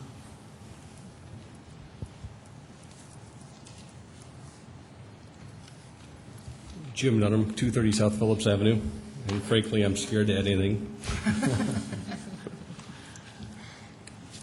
Any questions for Jim? Thank you. Thank you. Is there anyone in the audience that would like to address item 15 at this time? Seeing nothing, seeing no one in the audience, is there commission action? I'll move for approval of item 15. Is there a second? I'll second. We have a motion and a second. Is there any commission discussion? Hearing none, all those in favor signify by saying yes. Yes. Opposed, same sign. Thank you. Item 16 is a rezone from Agriculture District to the Falcon Heights Planned Development District for allowed uses. Staff report. You've seen these applicants in this application before, although not for the exact same subject property. This parcel is located is the western two-thirds or western half, eastern half. Excuse me. I'm sorry. Eastern half of the map that you see on your screen. The location is on East 57th Street between Highway 11 and 6 Mile Road. The applicant is Robert Tenkate, and he's represented here tonight by Robert Natz. And the size of the parcel is 78.7 acres. The existing land use is agricultural. What you've seen before is a petition on the western half of this subject property to rezone it to Falcon Heights Planned Development District. That was approved in September of this year, and the City Council approved that rezoning in October 2008. The applicant is requesting to rezone the eastern portion of this area and include it into the Falcon Heights Planned Development District, and has provided 3 additional sub-areas, as you have been able to note within your packets.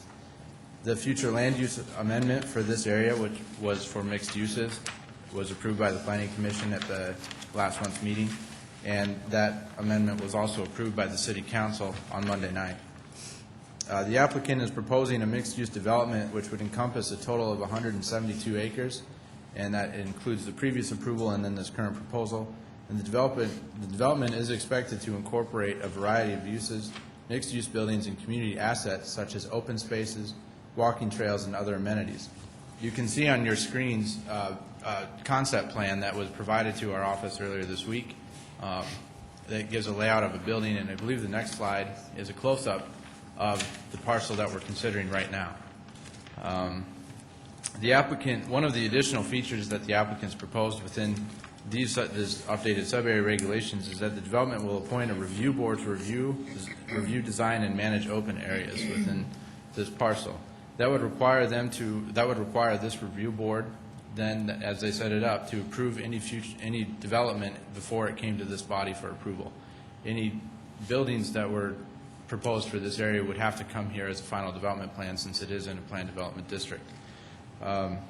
In addition, the applicant has written into sub-area regulations, which is the same as the last approval, stipulations that are calling for the planning director's approval of a master parking plan, master sign plan, and master landscaping plan. We're okay with that in this instance because of the unique nature and uses of the planned development district, and that the applicants are unable at this time to provide specific criteria or locations for the above criteria, as I just mentioned. The planning director's approval of those master plans would be required before they could come before you for a final development plan. Access will be taken from both Highway 11 at the 57th Street interchange as it's proposed, and the collector, the half-mile collector that you see on your screen, is Faith Avenue. It's obviously not yet constructed, but will be in time. The utilities, the developer We'll need to work with the Public Works Department to ensure water service to this area, as the current capital improvements program does not specify extending water services to this area within the next 5 years. They will be able to negotiate that out and form an agreement with the Public Works Department to be able to get that, probably at their own expense. Sanitary Sewer is available, though, as part of the Eastside Sanitary Sewer project. They are required to participate in a cost recovery program, and there is a regional BMP that is proposed for this area but has not yet been constructed. If they move forward with plans before that regional BMP is constructed, they would be required to provide an interim BMP on site. Because the subject application and the proposed sub-area regulations provide for a unique development opportunity, and it conforms with the future land use plan as it has been approved, we are recommending approval of the rezoning with the following, with the sub-area regulations as have been provided to you. Thank you, David. Any questions for staff? Thank you. Is the petitioner available? Robert Nance, 2505 South Poplar Drive. Here to answer any questions. Any questions for Bob? Mr. Chair, not a question, but a comment. It's an awfully nice looking layout. Thank you guys very have much. got planned there. Always music to my ears. And I see you're going to have I think it's called a turnabout? We do have two actually planned right now. The one on Faith Avenue, I think, is under engineering review right now, whether or not that's required. The other one is more internal, and it's more of a decoration right now, almost a way of bringing people in and welcoming them. So we're hopeful that it works out the way we want. So, Thank you, Tony. I think they're called roundabouts. Roundabouts, yeah. Thank you, Meredith. Yeah. We're going to find some way to put one of those in every development, Kenny. All right. Any other questions for Bob? Thank you, Bob. all right, thank you. Is there anyone else in the audience that would, at this time, like to address item 16? Seeing none, is there commission action? I'll move for approval. We have a motion. Is there a second? I'll second. We have a motion and a second. Is there any further discussion regarding item 16? Hearing none, all those in favor signify by saying yes. Yes. Yes. Opposed, same sign. Item 16 is approved.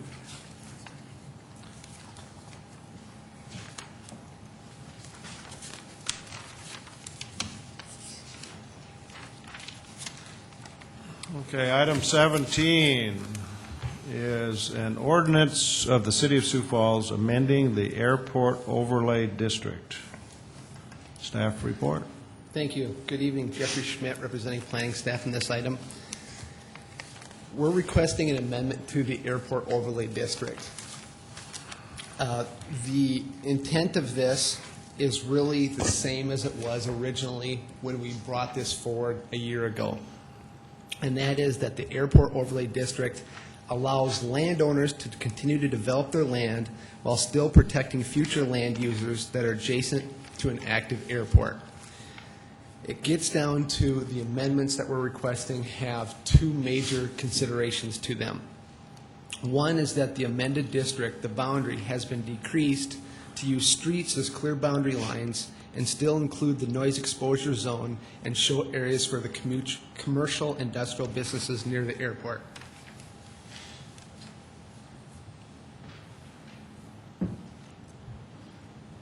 In the past, a year ago, we had a study group that was put together, and we used the conical zone from the Federal Aviation Administration as the boundary for this overlay district. What we're doing now, based upon the study group's, a new study group's recommendation, is to use a much more reduced boundary that has on the west side Interstate 29, on the north Interstate 90, on the east, we have Cliff Avenue, and on the south, we have Madison Street. So we're using clearly defined boundaries. The noise exposure zone is not necessarily part of the overlay district, but you can see it there as those are the 65 decibels. That's the largest impacted area to these property owners from the noise from the airport. So again, what we're trying to show is people can continue to use their property, but we need to continue to let the airport be an active airport, but what impacts to future land uses out here will have considerations when there's going to be noise associated with it. Also, in this color version that you see in front of you, we're showing the existing residential land uses in the area, and there's really very limited residential land uses within the overlay district. The third thing that we have in the major change as we move forward is previously the overlay district stated that the requirements that were going to be in place were based upon building permits. So when an applicant came in with a building permit, then those standards, those requirements were needed to be met with the overlay district. Now, you're looking at the overlay district, the boundary in front of you right now. If you come in and request a rezoning, it's not with building permits. So the issues that were before you in the past about, well, what happens if I build a deck? What happens if I build it's not with building permits. This is on rezonings. And if an applicant comes in and wants to rezone land on this map in the overlay district to commercial or office or industrial property, that's appropriate. Those are types of land uses and zonings that we want in the airport overlay district. So the standards are very lenient. However, if you have agricultural ground out here and you come in and you want to rezone to residential in this area, we would place an easement on their property because it is not appropriate to have residential ground or more residential ground within this area, which is going to be impacted mostly by the airport. So that's the changes that we have proposed. And again, we had a 10-member study committee that met significantly. We met, I think, 5 or 6 times. There was members from the Board of Realtors, the home builders, the chambers, the Chamber of Commerce, the airport, and the military installations that are already out on the airport, as well as some active citizens. We met yesterday as the study group again, getting prepared for this meeting tonight. And there's members of the committee that are here today to present and answer any questions that you may have. But the study group is in favor of bringing this forward to you. This is our recommendation. We received 1 letter of concern, opposition today at 5 o'clock. They raised the concern specifically about the language in regards to the easements. Not the ordinance itself, but as the easement that we are looking at putting in place. The study group over the meetings and that we discussed in part of the study group stated specifically that we were not going to place the easement language in the ordinance. It was not going to be part of this issue that we were bringing forward to you tonight. It was going to be something separate that we would address later. It wasn't part of this package. They're concerned about that. They don't think this should go forward without that language. The study group, that was not what they wanted to see. They thought it should be separate. So there's a difference there between those members. But the study group that we have in place thought this is the ordinance that we should go forward with. Thank you, Jeff. Any questions for Jeff? Mr. Chair. Jeff, the easement that we're talking about, would that be an easement between the landowner and the airport? Yes, sir. If I owned a piece of farm ground out there and I came in to get it zoned, would my zoning approval hinge on my giving the airport that easement that they're seeking? My first answer is no. Second question is, what are you rezoning to? Say I was rezoning to industrial. No. There is no easement required for industrial. The only time the easement would take effect would be if it would be residential. Correct. Okay, thank you. And then at that point, if we would require you to say you shall get an easement if you're rezoning to residential. And again, if you did that and you put an easement in place, you'd move forward to basically construction. If you could still not agree, if there was a disagreement between the two parties and they could not agree on the easement, then just like all your other overlay districts, the I-229, the River Greenway, the other ones that come in front of you, just like the hotel that we had recently, that applicant can come in front of you and say, I'm rezoning my property, I'm not going to put an easement on my property. That's their out, is that they come and speak to this body. The check and balance is, they still don't have to put an easement on, but the standard is, yes, they do. However, if they don't want to, if there can't be an agreement met, they come to this body and say, we disagree, and you guys decide yes or no whether or not an easement's required. I would make a mention, I'm in receipt of the letter that was sent by one of the committee members. I also received a phone call today from one of the committee members who indicated he wasn't available to be here this evening. I suggested that he showed up. His concerns were a bit to do with the easements. The language. The language on the easement, correct. That the airport might want to have to grant the rezoning to single family. I'm anxious to see what the other committee members talked about. I'm sure this was talked about at the committee. Right. And the general feeling was this wasn't a concern as far as the total committee was concerned. I'm not going to say it wasn't a concern. We stated that it's not part of the ordinance. An easement can be granted between two agreeable parties. Are you really going to make that easement part of the ordinance, or is it a separate document, a separate policy, a separate administrative function? It's not this ordinance. What I got an impression from the phone call I received, there was some concern that does this put that rezoning, if it were going to be rezoned to residential, which clears that one up for me, would that put the airport in a position of saying, here's the easement, the way I've got it written, either agree to it or we won't agree to it. No zoning. But now you're saying that if that were to happen, that's something that could come back to this body. I would really hope that you would go back to the purpose and intent. I think it's an excellent agreement. What's the purpose and intent? The intent is that people should still be able to use their land and develop it while being adjacent to an active airport. If people really want to build residential next to an airport, put an easement on your property. I agree. Otherwise, zone to commercial, zone to industrial. Thank you, Jim. Yep. Is there a time urgency to get this approved here this evening? It's a perception issue. From my standpoint, there's absolutely a time issue because we're dealing with an ordinance that's, as you're well aware, has been in place for a year and there's issues and concerns with it. So should I correct it, or should I just wait and just wait? Or should I get it corrected? That's my issue and concern. This represents a remedy.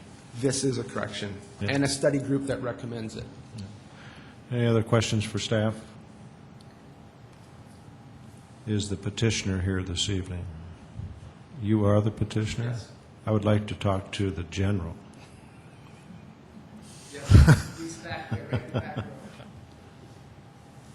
There has to be some other members of the study committee here, and Mr. Chair, Commission, I'm R. James Clift. I live at 3037 West Donahue Drive. I was a member of the study group that discussed and worked on this issue. I would like to formally express my support for the ordinance as written, and I would like to, if I may, address the concerns of Mr. Smith. If you have the letter in front of you, I'd like to address them paragraph by paragraph. I realize that we're running quite late, so I'll be as concise as I can. The opening paragraph discusses T as it is such a general aviation airport, such as Sioux Falls.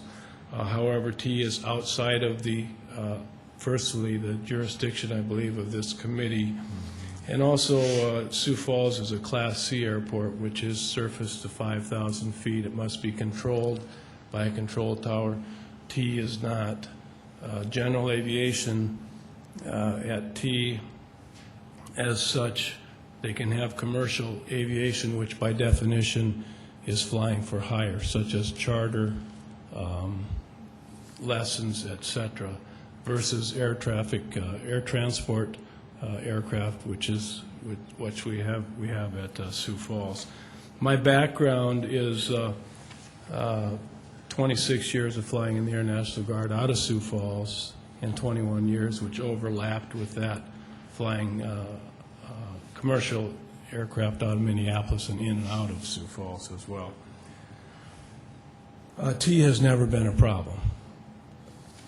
Paragraph number 2 discusses minimum language. I'm going to go down to about the third line. It says minimum language that the airport will want in the easement. We did discuss that at length, as Jeff said, and we felt that we should table that issue. It's separate from the ordinance, and we can look at that. We have looked at and discussed sample easements that I believe would be very appropriate for this situation, but not for this particular time and ordinance.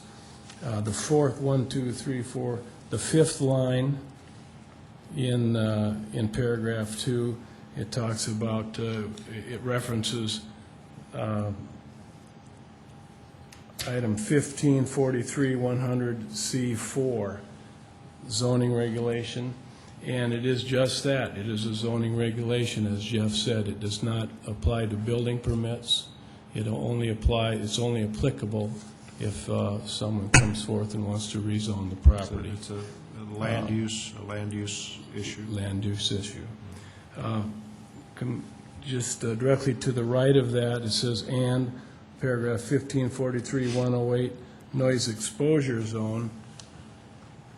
If I may, you can see on the noise exposure zone in the southeast corner, the noise exposure zone or the contours, yes, that is the only area in that particular noise exposure footprint that covers residential. There may be just a little bit on the left side, the southwest contour right there, and it would only apply, an easement would only apply to those areas if a landowner or a homeowner would choose to raise their house, destroy their home, and rebuild.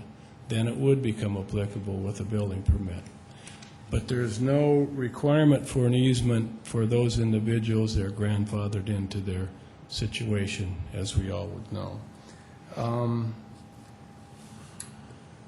Mr. Smith also indicates in the latter part of paragraph 2, if the interest of the property owner is a true concern, maybe the ordinance should require the airport to obtain easements from the affected residential properties prior to the ordinance trigger. That's what we just discussed. There are no affected properties. It would only be triggered if the landowner or the homeowner would choose to tear down their home and rebuild. Paragraph 3, it says, lastly, the issue of existing easements and what to do with them should be addressed also.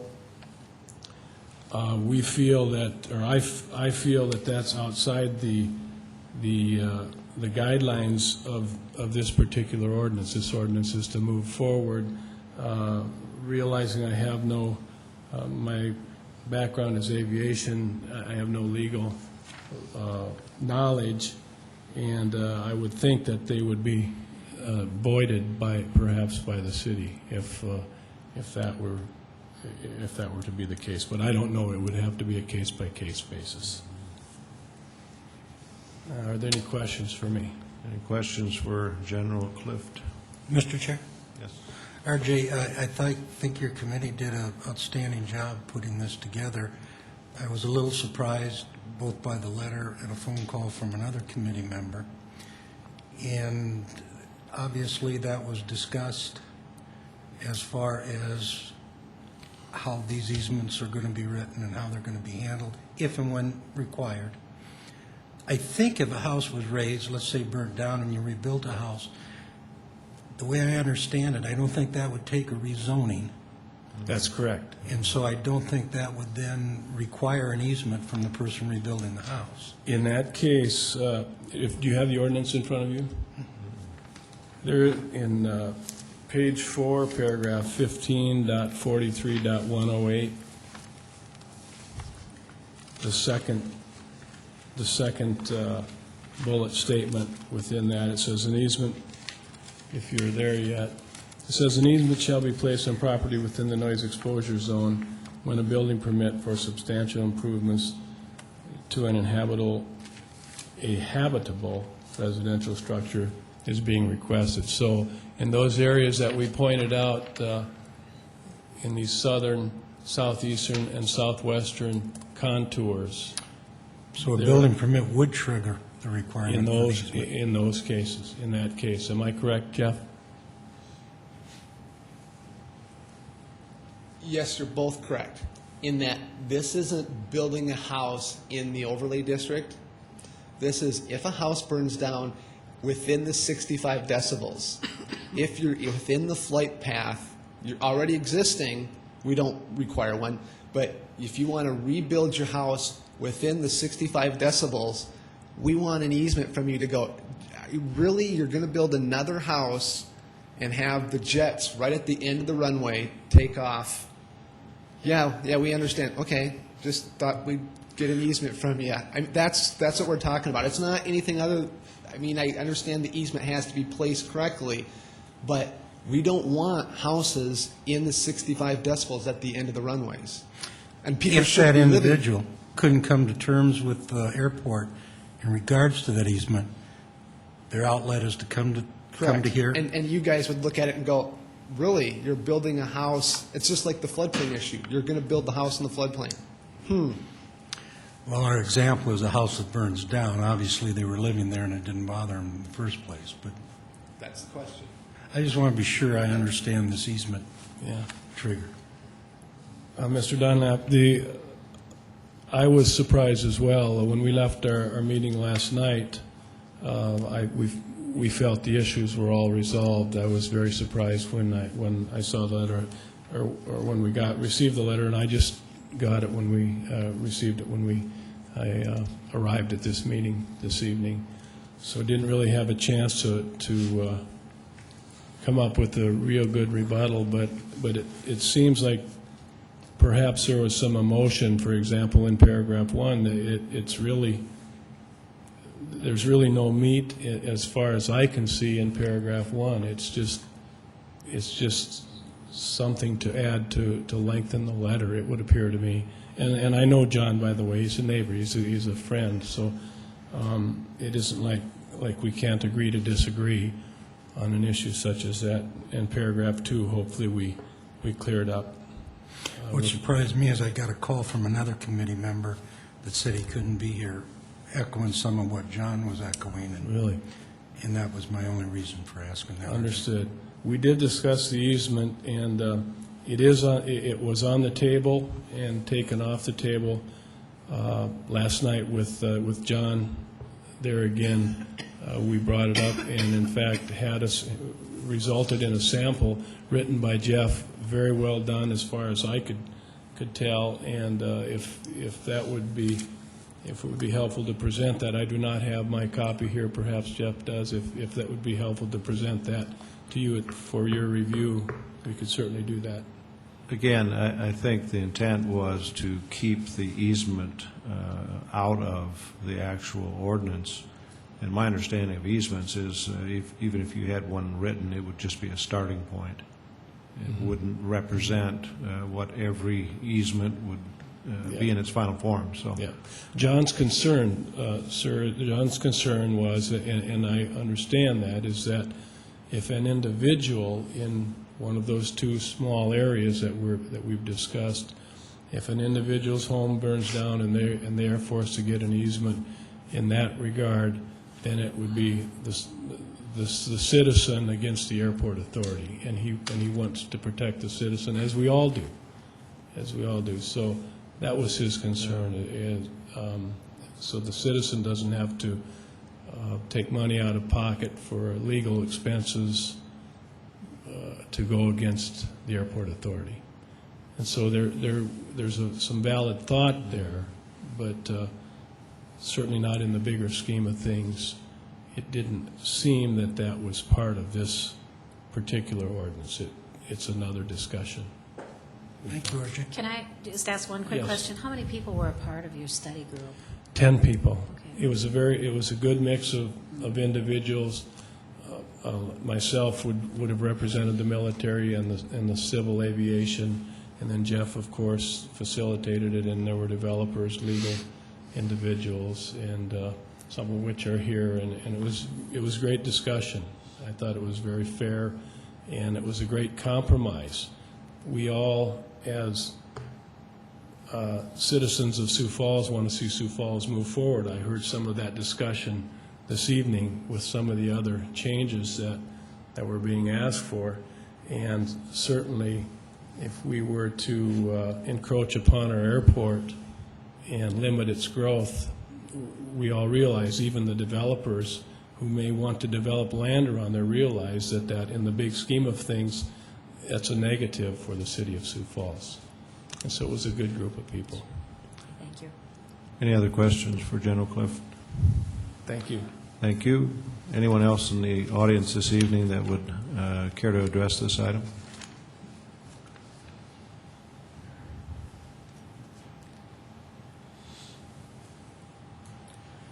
Good evening. I am Mike Hauk. I was on the study committee as well. I was representing as the chair of the Government Affairs Committee of the Realtors Association.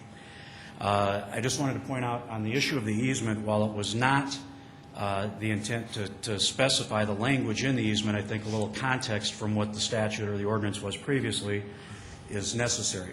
The prior ordinance did establish the language of the easement, and in fact, the attorney, I believe, for the airport board had drafted the language of that easement. And one of the big areas of concern with that easement was that in addition to simply acknowledging the rights of the airport to operate with typical airport functions, it also included language whereby the homeowner would have to release the airport and the city of Sioux Falls from any and all liability for any damages relating to aircraft operations or airport functions, which was obviously very troubling.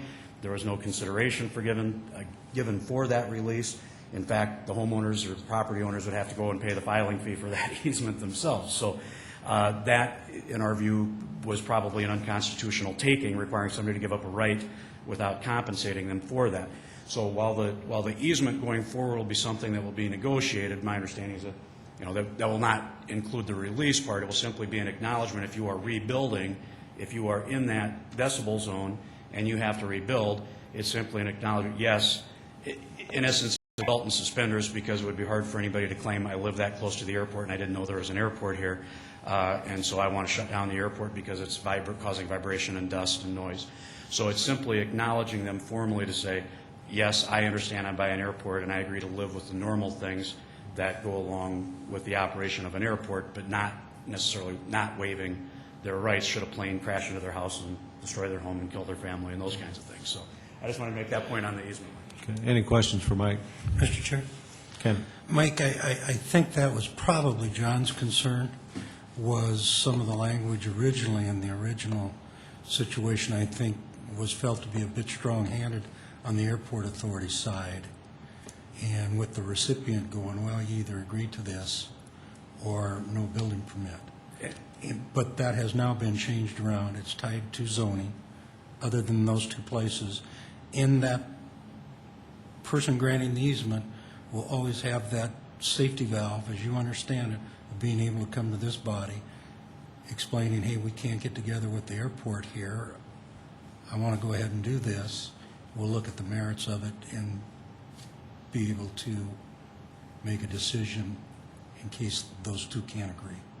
Is that how you understand it? That's how I understand it. That's how I'm and understanding I think that with the proposed ordinance, while it may not be perfect, it is monumentally better than the one we had before, which in my view was very strong-handed and basically putting the property owners under the thumb of the city. If you want to do something, this is how you're going to do it. And so through narrowing, the geographic scope, which before was a very much larger area, we've now narrowed the scope significantly. We've narrowed the triggering events that would cause this easement to come into play, so that only a very narrow, the rezoning to go to residential is going to trigger that. And by doing that, we've carved out a lot of areas that would have otherwise been affected. So I think it's a vast improvement from the prior ordinance. Thank you. Thank you, Mike. Is there anybody here this evening that would like to address this issue in opposition? And I don't want to beat this, but Kenny raised a Are you question. going to voice an Opposition? Opposing view here? No, but I know Kenny's going to haunt me forever if I don't bring this up. Kenny's question about, Mike, did you understand that this gets to come back to Planning Commission? In the ordinance, it says, just like all the other overlay districts, approval of plans, change of use or zone on any property within the airport influence overlay district shall undergo a design review by the Planning Commission if the regulations listed above are not met. So that's what it says in the ordinance. So that would be that safety valve Correct. for that individual. Okay. Thank you, Jeff. I didn't see anyone raise their hand wanting to come up here and talk against this ordinance, but I think we're ready for committee or commission action.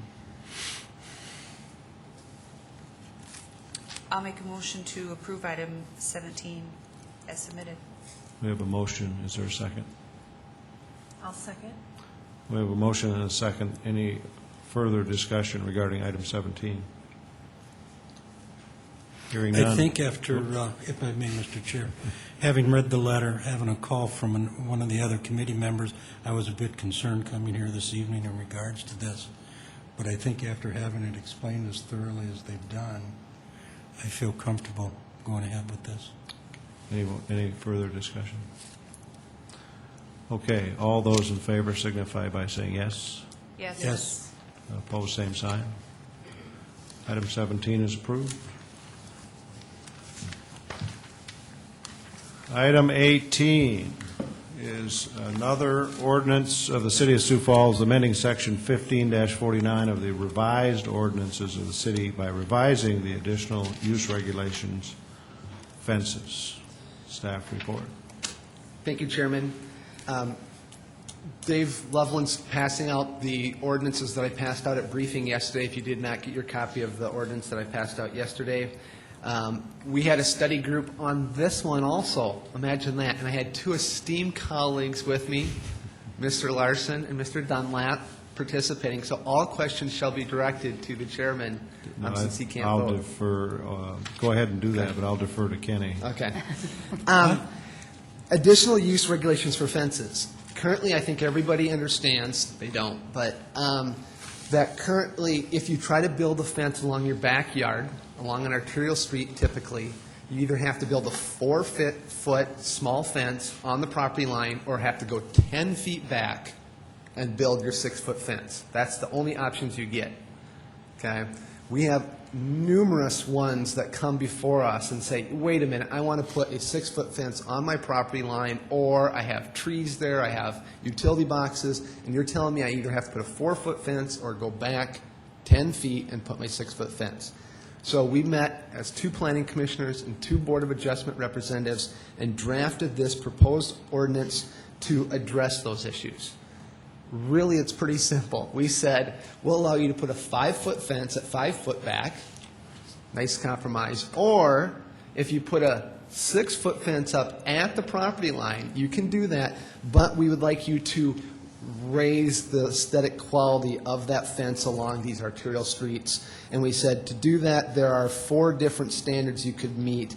Masonry fence, do a wood upgraded fence with masonry columns, a wood fence with caps on the top of it, or a decorative wrought iron fence. So this, as other home builders may be watching tonight at home, raised the question, how much is this costing? There's really not a cost associated with this, but yes, there always is probably something, because really this gives the home builder, the homeowner, a lot more flexibility. So before they only had 2 choices. They either had a 4-foot fence or a 6-foot. Now they could do 5 foot at 5. Or if they really want the 6 foot on the property line, they could do one of these 4 options. I also am asking, and I passed this out at briefing yesterday too, an amendment. If you would please, with your approval, amend the ordinance to include chain link fences at parks. When I sent this out to the Parks Department, to Public Works, to the fence contractors in the city of Sioux Falls to get their input. The fence issues that came back in regards to the Parks Department stated that probably something that we never thought about, around ball diamonds, around tennis courts, those are considered fences, and they're over 6 foot tall. So we have to exclude that aspect of fencing around. So my recommendation is if you would just make a motion to approve with the park changes as shown. Any questions for me or my? Questions okay, for, Mr. Chair? questions for Jeff? Jeff, if to put a fence on a property, it requires a building permit, if I'm not mistaken? Yes, it does. Requires a And fence certainly when permit. somebody comes in to get the building permit, their options can be explained to them. And, We already did that with the study group, that we were putting together a fence brochure to address all these things on the brochure, yes. I know Meredith made the comment that he didn't know fences could be so interesting. Yeah. During that. Thank you, Jeff. Still true. Any other questions for Jeff? Jeff, I just have more commentary than question. Is there any opportunity that these can be in our packet when we get them? Not being able to be at the briefing yesterday and just being able to see this tonight, I don't believe I have any opposition to it, but I do feel uncomfortable just getting it now. Certainly, yes. Yes. I'm just wondering what ordinances, because we can get you the whole packet. I'm just Yes. saying if we're going to vote on something, a particular ordinance, I just would appreciate if it's in the packet Yep. when it comes out. Okay. Any other questions for Jeff? Thank you. Is there anyone in the audience, since you're the petitioner? Yes. Anyone in the audience this evening that would care to address item 18? Seeing none, is there commission action? I'll move for approval with the ordinance as presented, adding a stipulation that the Park Department changes as proposed to us this evening be added to the ordinance. The amendment. I will second that. We have a motion and a second. Any commission discussion? Hearing none, all those in favor signify by saying yes. Yes. Yes. Opposed, same sign. Item 18 is approved. We've already dealt with item 19. Let's move to item 20, which is a special use permit in sub-area A of the Prairie Meadows Plan Development District to allow an on-sale alcohol establishment. Staff report. This item was before you last month and was deferred because the applicant wasn't here, and you're not, or actually, my applicant's not here again. I don't know what to tell you. I called him today and left a message and reminded him of the meeting, and so. Let's defer this again. We can one more certainly do that. time. Give him one more time. He can't, yeah. Is there a motion to defer this item? So moved. 30 days? I'll move to defer for 30 days. I'll second. Motion and a second. Any commission discussion? Hearing none, all those in favor signify by saying yes. Yes. Yes. Opposed, same sign. Okay, item 21 is a conditional use permit in the C2 General Commercial District to allow auto sales and display. Staff report. The applicant is proposing to utilize an existing building and parking lot surface for display and sales of motor vehicles. The applicant is represented by Eric Jewell, Sioux Empire Automotive Incorporated. The size of the property is less than an acre, and the current use is vacant. It's a former Sinclair motor vehicle station repair. We did do a conditional use to allow motor vehicle display and sales on this property for the previous owner, and that was because they were in repossession of vehicles that had not been paid for, and they wanted to be able to sell them on site. So we gave them approval to display and sell motor vehicles, limited number, towards the rear of this property. The current applicant would like to use the entire property for display and sales of vehicles and has provided you with a plan indicating the location of those vehicles and any improvements that they are proposing. Because the property is hard surface from property line to property line and the applicant is not proposing any other improvements, The zoning office has typically not required landscaping improvements in those cases. In the future, it may be possible if they do some remodeling or do some renovation of the site, that then they would have to provide those site improvements, and according to the zoning ordinance.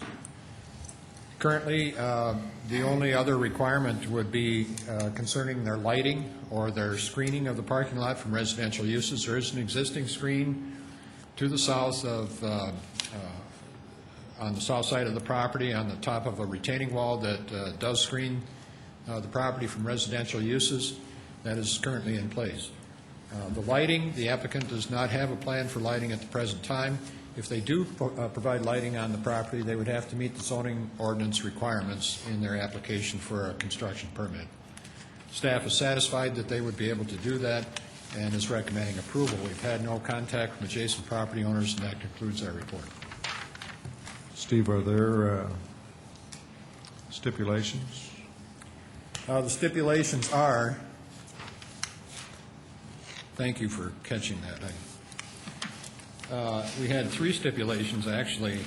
Provide a structural sound abutments at the front yard setback line, provide a minimum of 5 parking spaces to be striped and reserved for customer and employees, and provide a screen fence with materials and height above adjacent grades to conform to zoning ordinance requirements for screening.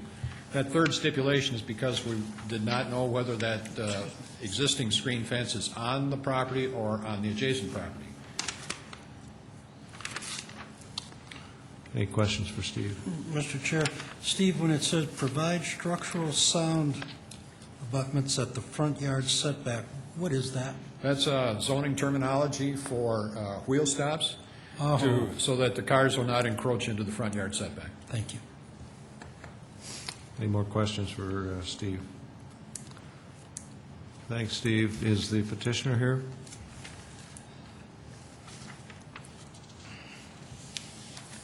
Name's Eric Jewell, 5116 South Bend Brooks, Sioux Falls. Eric, any additional comments? We have got a little revised for the curb stops for the front of it, and also the parking that was required up to 6 parking spots. They required 5, but we have 6 now.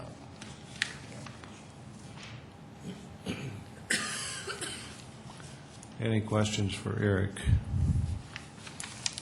Behind the building forward to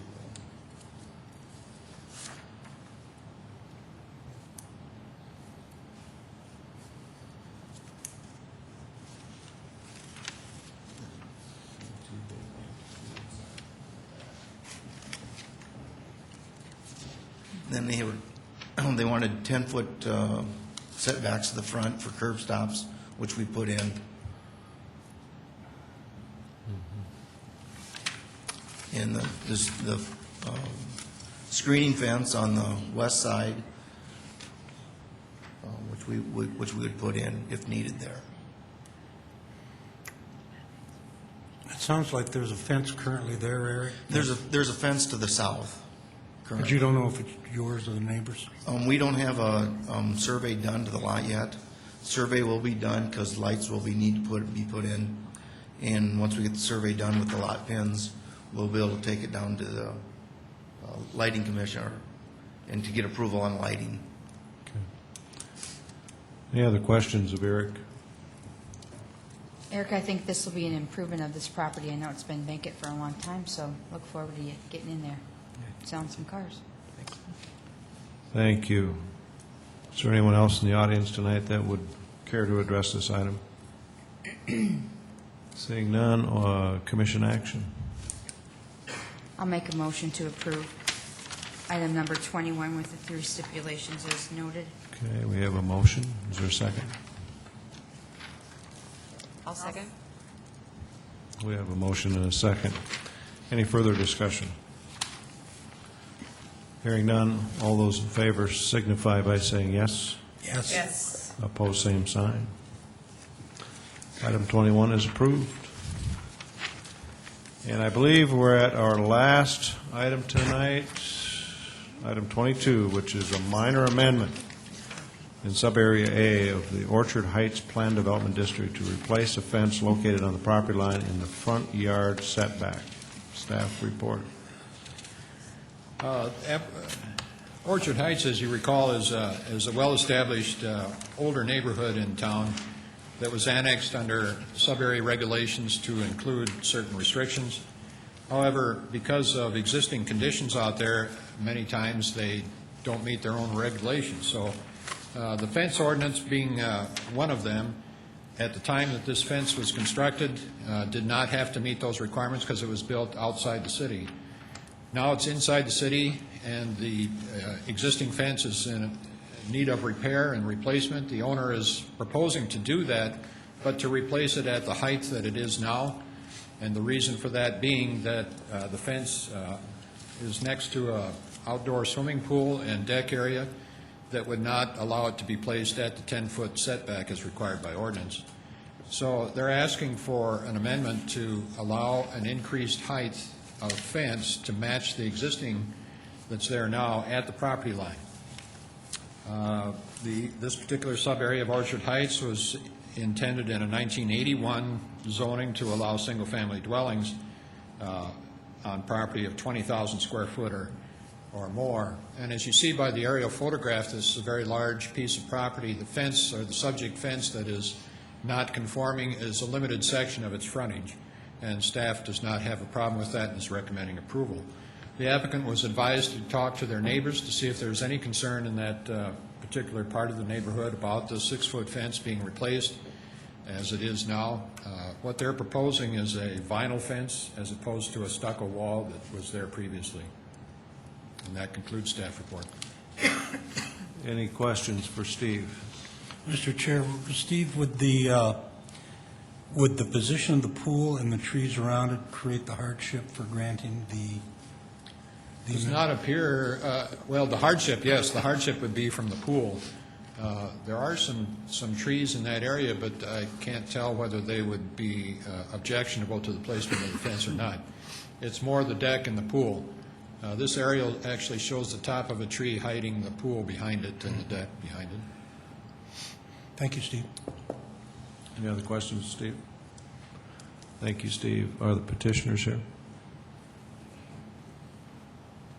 I guessed it might be you. Good evening. My name is Steve Lewis. My wife Lisa and I reside at 2905 East Stonehenge Lane. And we just purchased the property the end of August, and we've been trying to upgrade it to bring it, give it more aesthetic appeal, modernize the styling, and we've been putting money into retrofitting the outside of the house with dry-bed opposed to stucco. In fact, the existing stucco fence, there's animals living inside of it now. There's mice, there's wasps. We're proposing that we replace it with something that looks a lot better and is much more functional. If we would have to move the fence, we'd have to redo the decking around the pool and possibly even fill in the pool. Anything else, Steve? No, thank you. Any questions for Steve? I guess not. Thank you, Steve. Thank you. I don't imagine there's anyone else here that would like to address this issue. Seeing none, commission action. I'll move for approval of item 22. Is there a second? I'll second. We have a motion and a second. Any further commission discussion? Hearing none, all those in favor signify by saying yes. Yes. Opposed, same sign. Item 23 is deferred, so I would entertain a motion to adjourn. I'll motion to adjourn.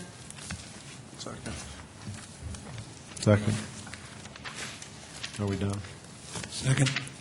All those in favor signify by saying yes. Yes. Thank you.